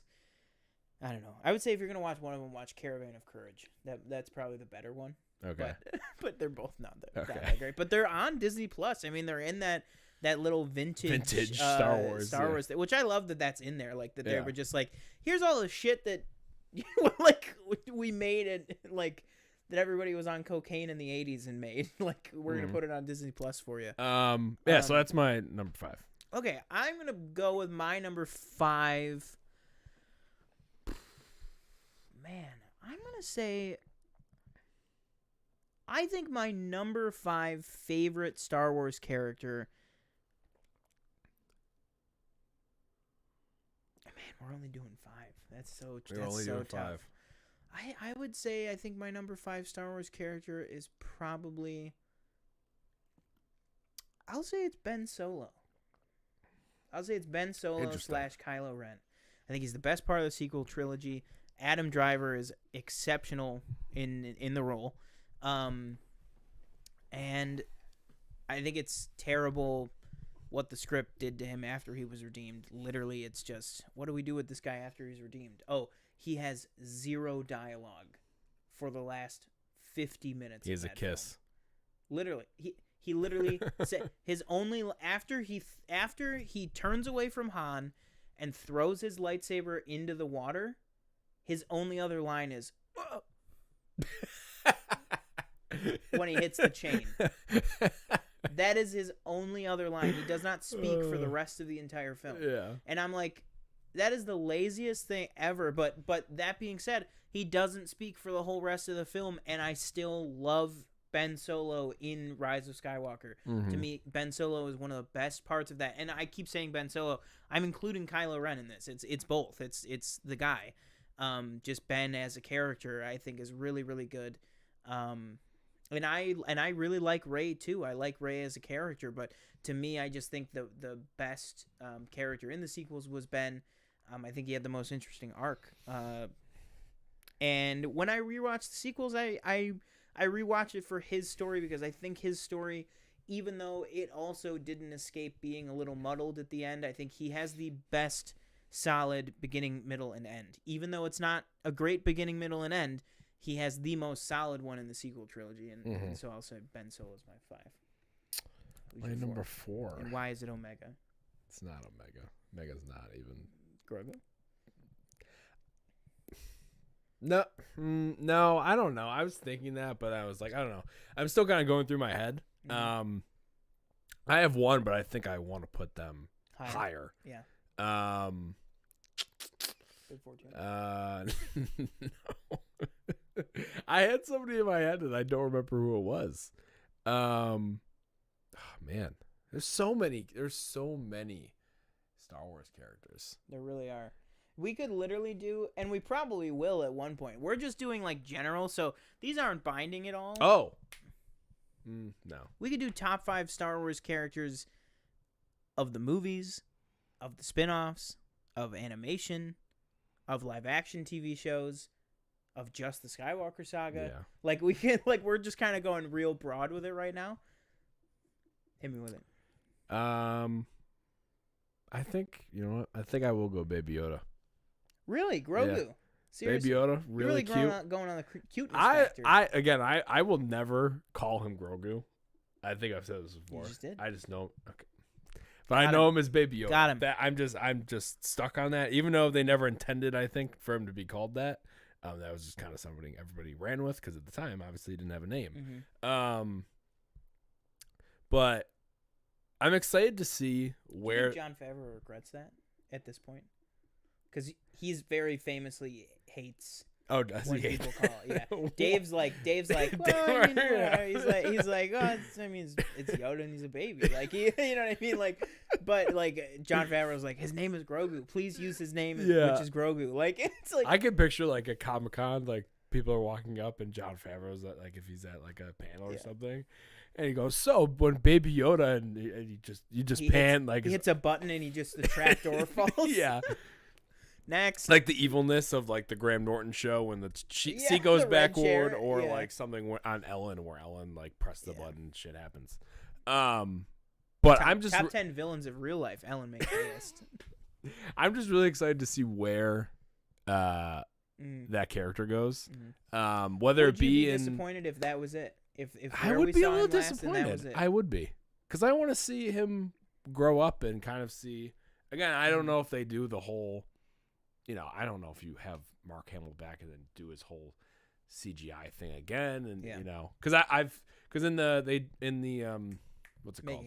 The making of one that they did, they showed that it the was longest name ever of any show. Yeah, they showed that it was like an actor kind of his face superimposed over Mark Hamill's, and it was kind of a whole thing. It was Mark Hamill's performance as reference, then Mark Hamill's face in the egg they called it, and then He just says Grogu is the best. Sorry. Yeah, it's true. All right. Well, all right. So my number 4. Okay. Hang on, I just want to map this out. And then I don't want to forget it. Geekocidal says, I might be 100% agreed. Adam Driver is amazing, but also a real life U.S. Marine. That is true. He is. That is true. Adam Driver. I'll say, if that guy ever wanted to get into a fight with me, I'm praying Father Son House of Gucci, because I don't think I'm making it out of that. Oh my god! House of Gucci. And we will be 100%. We will be doing a full 3-hour review, spoiler live stream of House of Gucci when it comes out. Is that next week or 2 weeks from now? 2 weeks from now, I think. Okay. But yeah. So hang on, let me just map this out, because I don't want to leave anybody off, because top 5 is so tight.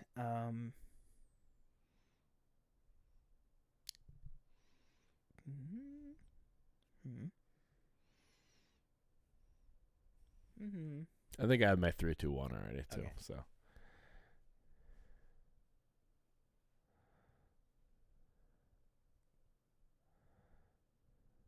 Okay, I'm ready. So my number 4 would be call him Captain, call him General, call him Commander. CT-4556, Commander Rex.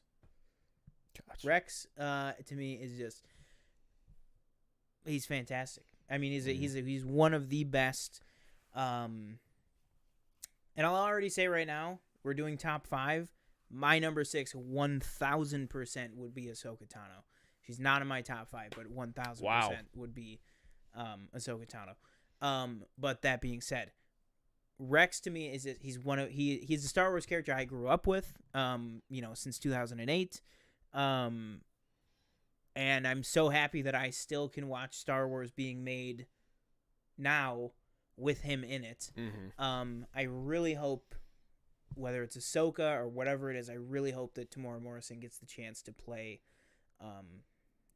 Rex in live action, because we already pretty much confirmed, obviously he's playing Boba Fett again, and obviously it's pretty much confirmed that he's going to be back as Cody and Obi-Wan. Yeah. But I really hope that he gets the chance to play Rex in live action. But that being said, D. Bradley Baker plays all the clones, especially now more than ever with, Bad Batch and stuff, brilliantly. But I don't know, there's just something about Rex. He's the point of view clone. He's kind of the main character clone. Mm-hmm.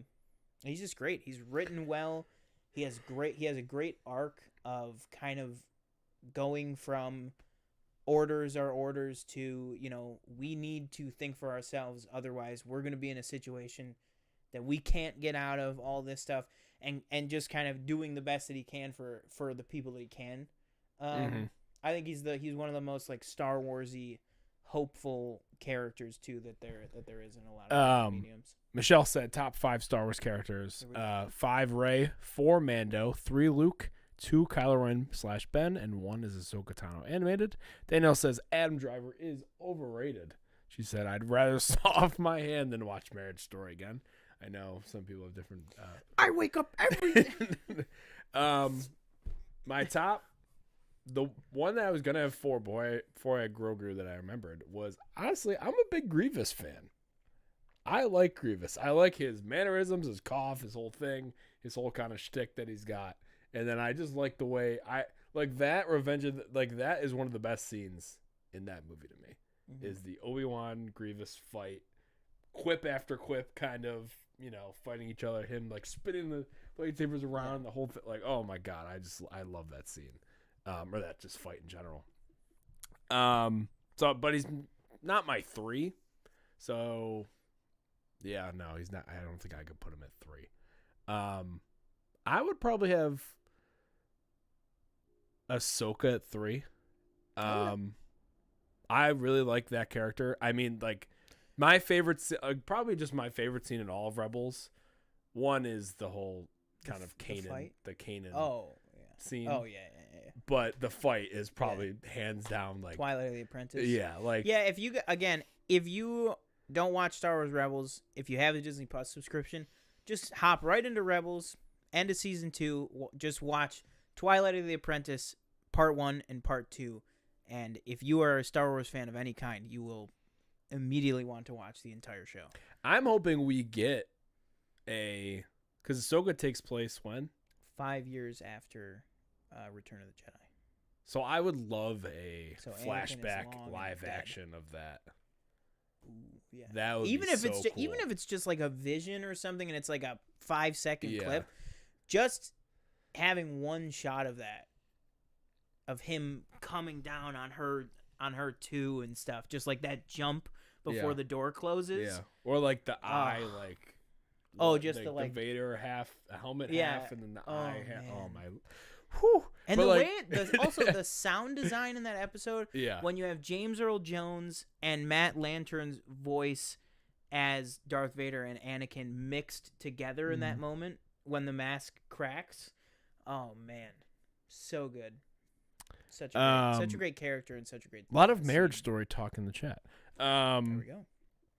But what I will say is, I love just kind of watching the character grow up through all of Clone Wars, and then you see her in Rebels, and I'm just excited to see that she gets her own kind of live action story. I'm excited to see how they mix what they do with Hayden Christensen in that show, because I'm assuming it's going to be a lot of flashbacks, just like you said. He's been dead a very long time, so I'm interested to see kind of what and again, Thrawn's going to be in that show. So, oh man, it's so like. Hyped. Also, I'm just going to throw out a couple honorable mentions. I know it's kind of spoiling. And maybe assuming Ezra will probably be in the show too. I know it's kind of maybe spoiling a bit of my list, but I just want to throw out some honorable mentions. One being Thrawn, for sure. If you're just talking character overall, I've gone on a rant before. Check out the last 20 minutes of whatever episode that was about book Thrawn versus TV show Thrawn and my thoughts on that. But either way, it is the same character. He just, personality is a little bit different, whatever. It's also 2 different time periods, so there might be something that happens that makes him way more jaded. Whatever, that aside. Thrawn is absolutely an honorable mention. Ezra's absolutely an honorable mention.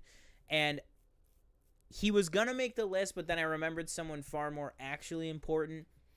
But I got to give a shout out to my guy, if you've been watching this channel at all, Jimmy Smits. Jimmy Smits, Bail Organa, will always have a special place in my heart. I just love Bail Organa. I genuinely do love Bail Organa as a character. I hope he's in Andor. I hope he's in Obi-Wan, both of which heavily rumored for. I just think he's a fantastic Star Wars character, but I couldn't. He was either going to be my number one, like as a meme, but I couldn't do that. So, but genuinely, he would be in my top 10. So yeah, those honorable mentions out of the way. I do have a honorable mention. Mm-hmm. If I can remember, I'm Googling. Also, I'll say honorable mention, a new addition. Honorable mention, I might get hate for this. Hunter from Bad Batch. He is, well, obviously he's the main character of that show, so he gets the most. He gets the most written for him in the deepest storylines and stuff. But Hunter, to me, has gotten almost halfway to the amount of respect and love I have for the character as Rex in one season of television. Yeah. And I would say that's very hard to do. Yeah. So, yeah, I would. I don't know if he would make my top 10, but Hunter would definitely be an honorable mention. Honorable mention, Snow Wampa from Empire Strikes Back. There you go. R.I.P. Couldn't do it. Yeah. So, what was that? That was my... No, I said... Oh, that was your 3. My so 3, I have yep. to give my 3. Yeah. My 3 would be... man, when you're getting down to the top 3, it's hard. But my number 3 would be Obi-Wan Kenobi. And I really... If there was a world where I could have 3 number 1s, my top 3 people would be my 3 number 1s. But I have to break them up. Right. Yeah, so Obi-Wan Kenobi because Obi-Wan Kenobi. I mean, what do you want to say? Yeah. He is the... I would say if you look at the franchise as an entire whole, including everything, Clone Wars, prequels, sequels, originals, whatever, I think if you say who's the coolest Star Wars character, I think 50-50 people are going to say Obi-Wan Kenobi or Han Solo. Like, Obi-Wan Kenobi is that guy is badass, he's cool, all that stuff. People really love him. And all those things are true for me. I mean, I think whether it's Ewan McGregor, whether it's Ewan McGregor, Alec Guinness, or James Arnold Taylor, with the animated stuff, just fucking incredible character. In the words of Ewan McGregor, it's fucking Obi-Wan Kenobi. You know what I mean? Like that's really all you gotta say. Absolutely great character. I'm so glad, like what you said with Ahsoka, I'm so glad that he's getting a dedicated live-action story just for him, just focusing on him. Obviously, him and his relationship with Anakin, but that's kind of, his defining relationship as a person, aside from, like, Satine. But really good stuff. So, yeah, that would be my 3. Yeah, just quick, read some real quick. Geek Style says, Mace Windu's purple lightsaber has to be top 10. I would agree with that. Daniel says, I like C-3PO because we have the same similar anxious personalities. Interesting. Goodness gracious me. My number 2 is your number 3, Obi-Wan. There you go. It's a great guy. Just like everything you said. Like I said, one of my favorite scenes again is the Grievous fight in episode 3. And see his arc and kind of where he started. He's another one like Ahsoka. You follow him from 19 to 56 and then dead. Yeah, and I'm just so excited to see Ewan back in that role and see. Absolutely. I mean, what speaking of Fan Expo, that was that night. Me and TJ were in Toronto watching. Yeah. We were watching the D23 live stream when Kathleen Kennedy says, Ewan, will you? I thought that was so corny. Yeah, like it's like just announce it, okay? Like he's on the stage, obviously. But for the a funny reason. thing is, you will find no Kathleen Kennedy hate. This side of Mos Eisley. Yeah. But the funny thing is, her line sounded corny, where she was like, "Will you play Obi-Wan Kenobi again?" But then when he just goes, "Yes," and it's like, oh, like it's like everybody was just crazy. Oh my god! But yeah, everybody's so hyped for that series. But yeah. Oh my Great god. character. Is that done filming? It's been done Oh filming? yeah, for Okay. sure. What did we have a release date or no? No, it's probably I'd guess summer 2022 at some 2022. Yeah, summer 2022. What real quick, one show I will say that I feel like just has been in production forever is Andor. I feel like that's just like it was announced like 4 years ago and it's still in production or it's over production, but it's in post. You know, I just feel like it's. I think Andor might be a time. little sleeper hit. Really, I don't know. I'm really excited. I'm not very interested in the character. It's basically just going to but be like Rogue One, the TV show. that's true. And I am Rogue One is good. 100% I like there Rogue for One. it. And on that subject, if you're doing Rogue One, the TV show, do Solo, the TV show. I don't care about hashtag make Solo 2 happen. Hashtag make Solo 2 happen if you want, but give me a freaking Darth Maul Kira show. You know what I mean? We know where they both end up, thanks to comics and Rebels, but you know, give me what happens immediately after. That'd be awesome. But yeah, that being said, so your number 2 is Obi-Wan Kenobi, right? Yeah. Okay. My number 2 would be the main man himself. I can't even believe that I'm saying that he's only number 2, but Emperor Palpatine. Yep. Absolutely. That was good. Anakin Skywalker is my number 2. Yeah. I really, you know, growing up, Anakin you know, he was the guy. That was Anakin Skywalker to me was, which is funny because I absolutely did see the originals before I saw the prequels, but I don't know. I think it was just maybe the disconnect of watching them on little VHS TV that I had, you know, versus like Anakin was like on the, you know, on the big screen. The two earliest theater memories I have is Chamber of Secrets and Attack of the Clones. So it's like Anakin's one of the first heroes besides Harry Potter that I've, you know, saw on screen. I wish I had that experience ever.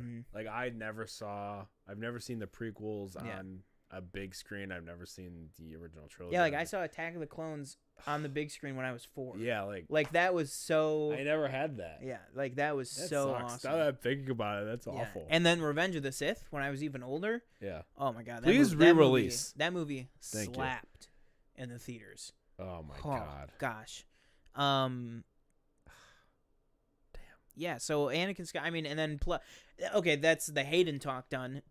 Everything that Matt Lanter did with that character in Clone Wars, just, I'm not saying redeemed because he didn't have to be redeemed, but just built upon what was already there in such a beautiful way and just added so many more layers and depth to the character of Anakin that, like, I mean, it's why yes, the fandom has come around on Hayden, but also the love for Anakin as a character would not be where it is without Clone Wars, period. I would agree with that. And like, and Matt Lanter was a big part of that, and Clone Wars was a big part of that. And I think when we see Hayden in Kenobi and in Ahsoka, I think you're gonna see his tone of voice, his everything. I think it's gonna be a lot more influenced by Clone Wars and by Matt Lanter, because that is the people don't want to hear this. They want to hear this. And again, that has it has some to do with the direction, obviously. No, exactly. That's what I mean. And also, I think you could also play it off as like, well, why would he sound different? Well, you could be like, well, once he died, you know, he's at peace. He's not like a whiny kid anymore. He's like, so he would say, you know, like, Ahsoka, you know, I need, instead of like that's not fair, master. I don't, you know what I mean? Like, you know, that kind of stuff. Yeah. Which is like you said, no fault on Hayden. That's not what Hayden Christensen sounds like. It's just, that's the voice that George wanted him to go with, you know. Can you run it a little more faster and intense? You will give me a Coke Zero. Oh my God. Okay, so do you want to say okay, why don't you go with your number 1? My number 1 is probably... This is tough. There's two big ones left on the board. There's 2 of them that I want to say, but I don't know. I have a Wait, your 2 was Luke or Anakin? My 2 was Anakin. Okay. I still have one more honorable mention. I don't know. And my number 1. I want to. I'm between 2. I'd probably go. I really probably would go Anakin for number 1, just because of everything you said with the ability to build on the character that people do have at that point when Clone Wars is coming out. I feel like people probably have a bad taste in their mouth about because how long after the prequels was Clone Wars? Like 3 years, like 2.5 years. Oh, it was really? Yeah. Okay, I thought it was longer than that. Well, you figure 2005 to May 2005 to May 2008. Right. So I think it probably. I feel like during that time maybe it leaves a bad taste in people's mouth, and it probably took a while for. I don't know about you. Yeah. It took me a little bit when I was watching, going through it. It took me a little bit to get used to Matt Lanter, right? Yeah. As the character and his voice and everything. But now it's kind of, I feel like that's what I associate his voice being. Yeah. Is his voice. But like you said, like I'm really excited to see him. And in I didn't Obi-Wan mean that and- as a negative of him taking influence from Matt Lanter. Merge those two together and make the best performance that Hayden can give. Because I think if they do that, I think it's going to be just set up for success. And I almost would like in Rise of Skywalker, did they just had Hayden, right? Like they didn't merge those. Oh, two you know voices what at I all? just thought? Hayden 100% sounded way more like Clone Wars Anakin in Rise of Skywalker. Yeah. That was his voice. He says he's not Ray. He's like Ray, bring balance to the Force as I did. Like he sound actually. I just answered that in my own head. We already know what his Force Ghost sounds like, and it's way deeper and way more like stoic and stuff. So, but yeah, Like it wasn't a merge. They it was almost just could have Hayden. done like a Alec Guinness, Ewan McGregor thing almost. Yeah, which they did. Yeah. Which is like, I get it, but like that's, I don't know. I always just thought that was weird that like in both Force Awakens and Rise of Skywalker, like that they used Alec and Ewan. I was like, Yeah, but I think it's more because like Alec Guinness was Obi-Wan Kenobi for the Yes. longest time. yeah, true. You know, so I think that has something to do with it. But yeah. So my big honorable mention, which I didn't say in my honorable mentions because I thought that it was going to be on your list and that you were going to kill me. Luke Skywalker. I mean, we got to talk about him a little. Luke Skywalker is a fantastic character. I wouldn't put him in my top 5, but he would probably be 7 on a top 10. That's who I thought was your one. No. Wow. No, come on. I've said this 1,000 times. My number one person and one of the best Star Wars characters ever is, who do you think? Han Solo. No. Oh, I don't know. What the No. Greedo. No. Greedo is my honorable mention. Han would not even make my top 10. And Darth I Vader. love Han Solo. Director Krennic. We just talked about him. Orson Krennic would be up there. I'm not gonna lie. No, my number one Star Wars character Jar. of all time is Kanan Jarrus, aka Oh, Caleb right. Dune. Okay. Yeah. I just think that Kanan is singularly, all these other characters, they were in this, they were in that, they were in this, they were that. Freddie Prinze Jr. had 4 just straight solid years of a story arc with this character, and then of course also appeared in Rise of Skywalker as a voice. Oh, yeah. Which also shout out to wish- Freddie Prinze because I wish they would have done the Dragon Ball thing, like I've said multiple times. like Force Ghosts. Yes. Yeah. Why? Why didn't you do that? It'd be so much cooler. What's it called? Can you imagine Freddie Prinze behind Ray and them? Like, I know, oh with his my little god, goatee. yeah, that'd be so cool. Or even, him in the later years with like the shorter hair and stuff. I Right, think yeah. that would look really cool.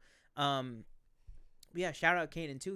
Kanan actually has the second most lines of dialogue in that Oh, Force yeah? Ghost scene. Did you know that? No, I It didn't. goes Luke, Kanan, Anakin, and then it's like everybody else.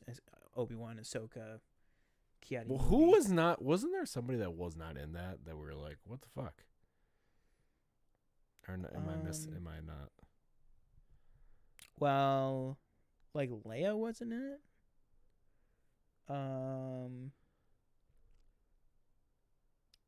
I'm not even saying this as a joke, but like Plo Koon wasn't in it. Oh, Because like Ki-Adi-Mundi was in it.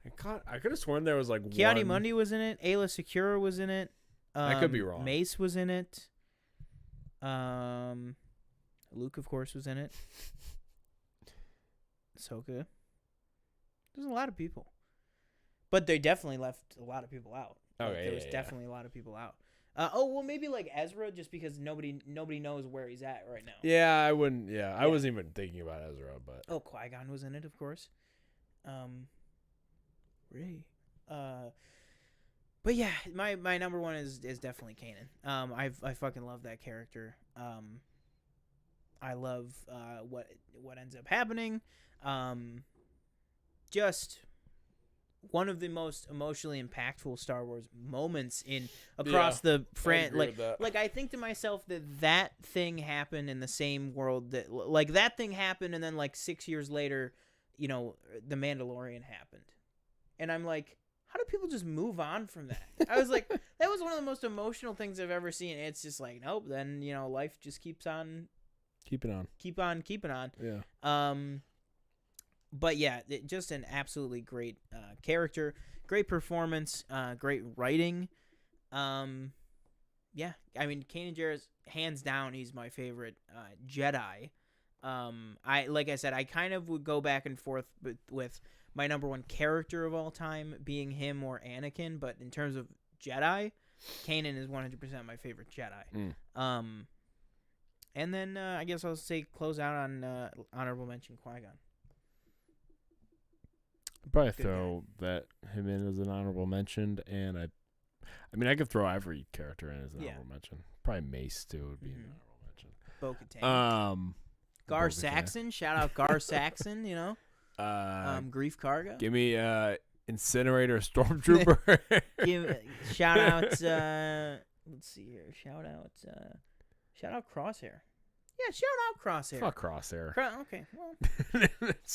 Shout out Wrecker. Actually, shout out Wrecker. Yeah, Wrecker's cool. Wrecker was the most cartoonish, the most idiotic in the Clone Wars arc, and I mean he's the second most developed out of any of the Bad Batch, next to Hunter. Like, Wrecker's got great shit. Mm-hmm. But yeah, guys, I think that'll do it. That'll do it. Thank you all for this. I've said it, this is the third time I'm going to say this episode. That was the most congruent viewership we've had in any episode. Honorable mention Darth Maul. I just Maul. I can't even really read that from across the room, but I could tell by the letters. Shout out Darth Maul. Let me read real quick Geekocidal's top 5. Poe, number 5. Princess Leia, number 4. Number 3 is Superman. Can't tell if that's a joke. If they're talking about another character or not, I can't tell about that. 2 was Luke, and 1 was Darth Vader / Anakin Skywalker. Wow, this was so hard to do. I agree. It was very difficult. And I think this is a list that could probably change, for sure. You asked me in a week, and like we said too, you could really split the atom on this a lot more. You could do top 5. Mm-hmm. Who you could literally just say who are your top 5 characters in Star Wars: The Bad Batch. You could just go show for show and title for title. Oh my lord, what's his name? I can't remember his name. Tarkin? No. Shout out Tarkin though. We haven't talked about him. Blue guy. Blue bounty hunter. Cad Bane. He's an honorable mention. Cad Bane. Shout out Masamita, right? Mm-hmm. Palpatine's right-hand man. Yeah. What's that tongue doing? What's going on with that tongue? All right, and on Masamita's tongue, that's what we'll close out on. Thank you, everybody, for watching. Yeah. Don't forget to... So, again, we do this every Wednesday. Please subscribe, comment on any of the stuff we talked about. And every other video we've done. Like Sean said, over the weekend, we'll be doing a live Eternals review at some point. Yep. And catch us next Wednesday for what I said earlier in the show will be our Harry Potter ranking with our guest Noel. Yeah. And that episode will probably be very little news because that discussion was going to go a long time, a while. Yeah. So that's all for me. My name's TJ Cornwell. I've been one of your hosts. You can follow me at TJ_Cornwell on Twitter and Instagram. Yeah, and I've been your other host, Sean Monk. Thanks so much for joining us, guys. I mean, we got up to 12 or 13 people all at once, so, I mean, that's huge. And I'm gonna ask you to do a little bit more work. But I know you guys will do it because you guys are the best. Follow us at Twitter, Instagram, TikTok, whichever one of those you have. We're at the official PFN. So we're at the official PFN on all of those platforms. We're posting pretty regularly over on Instagram and TikTok, and then we post different news updates on Twitter and Instagram, as well as TJ always tweets out when we get trailers dropping and stuff. And the Twitter also is where we post any videos that go up on the channel also get posted, the link to on Twitter. And again, like you said, when you hit the subscribe button, make sure you hit the notification bell so you don't miss any uploads from us. You can follow me at the real at real Sean Monk or at the Sean Monk, whatever it is. I changed it recently, whatever. But yeah, thanks so much for joining us, guys. And we will I think catch you guys Next week.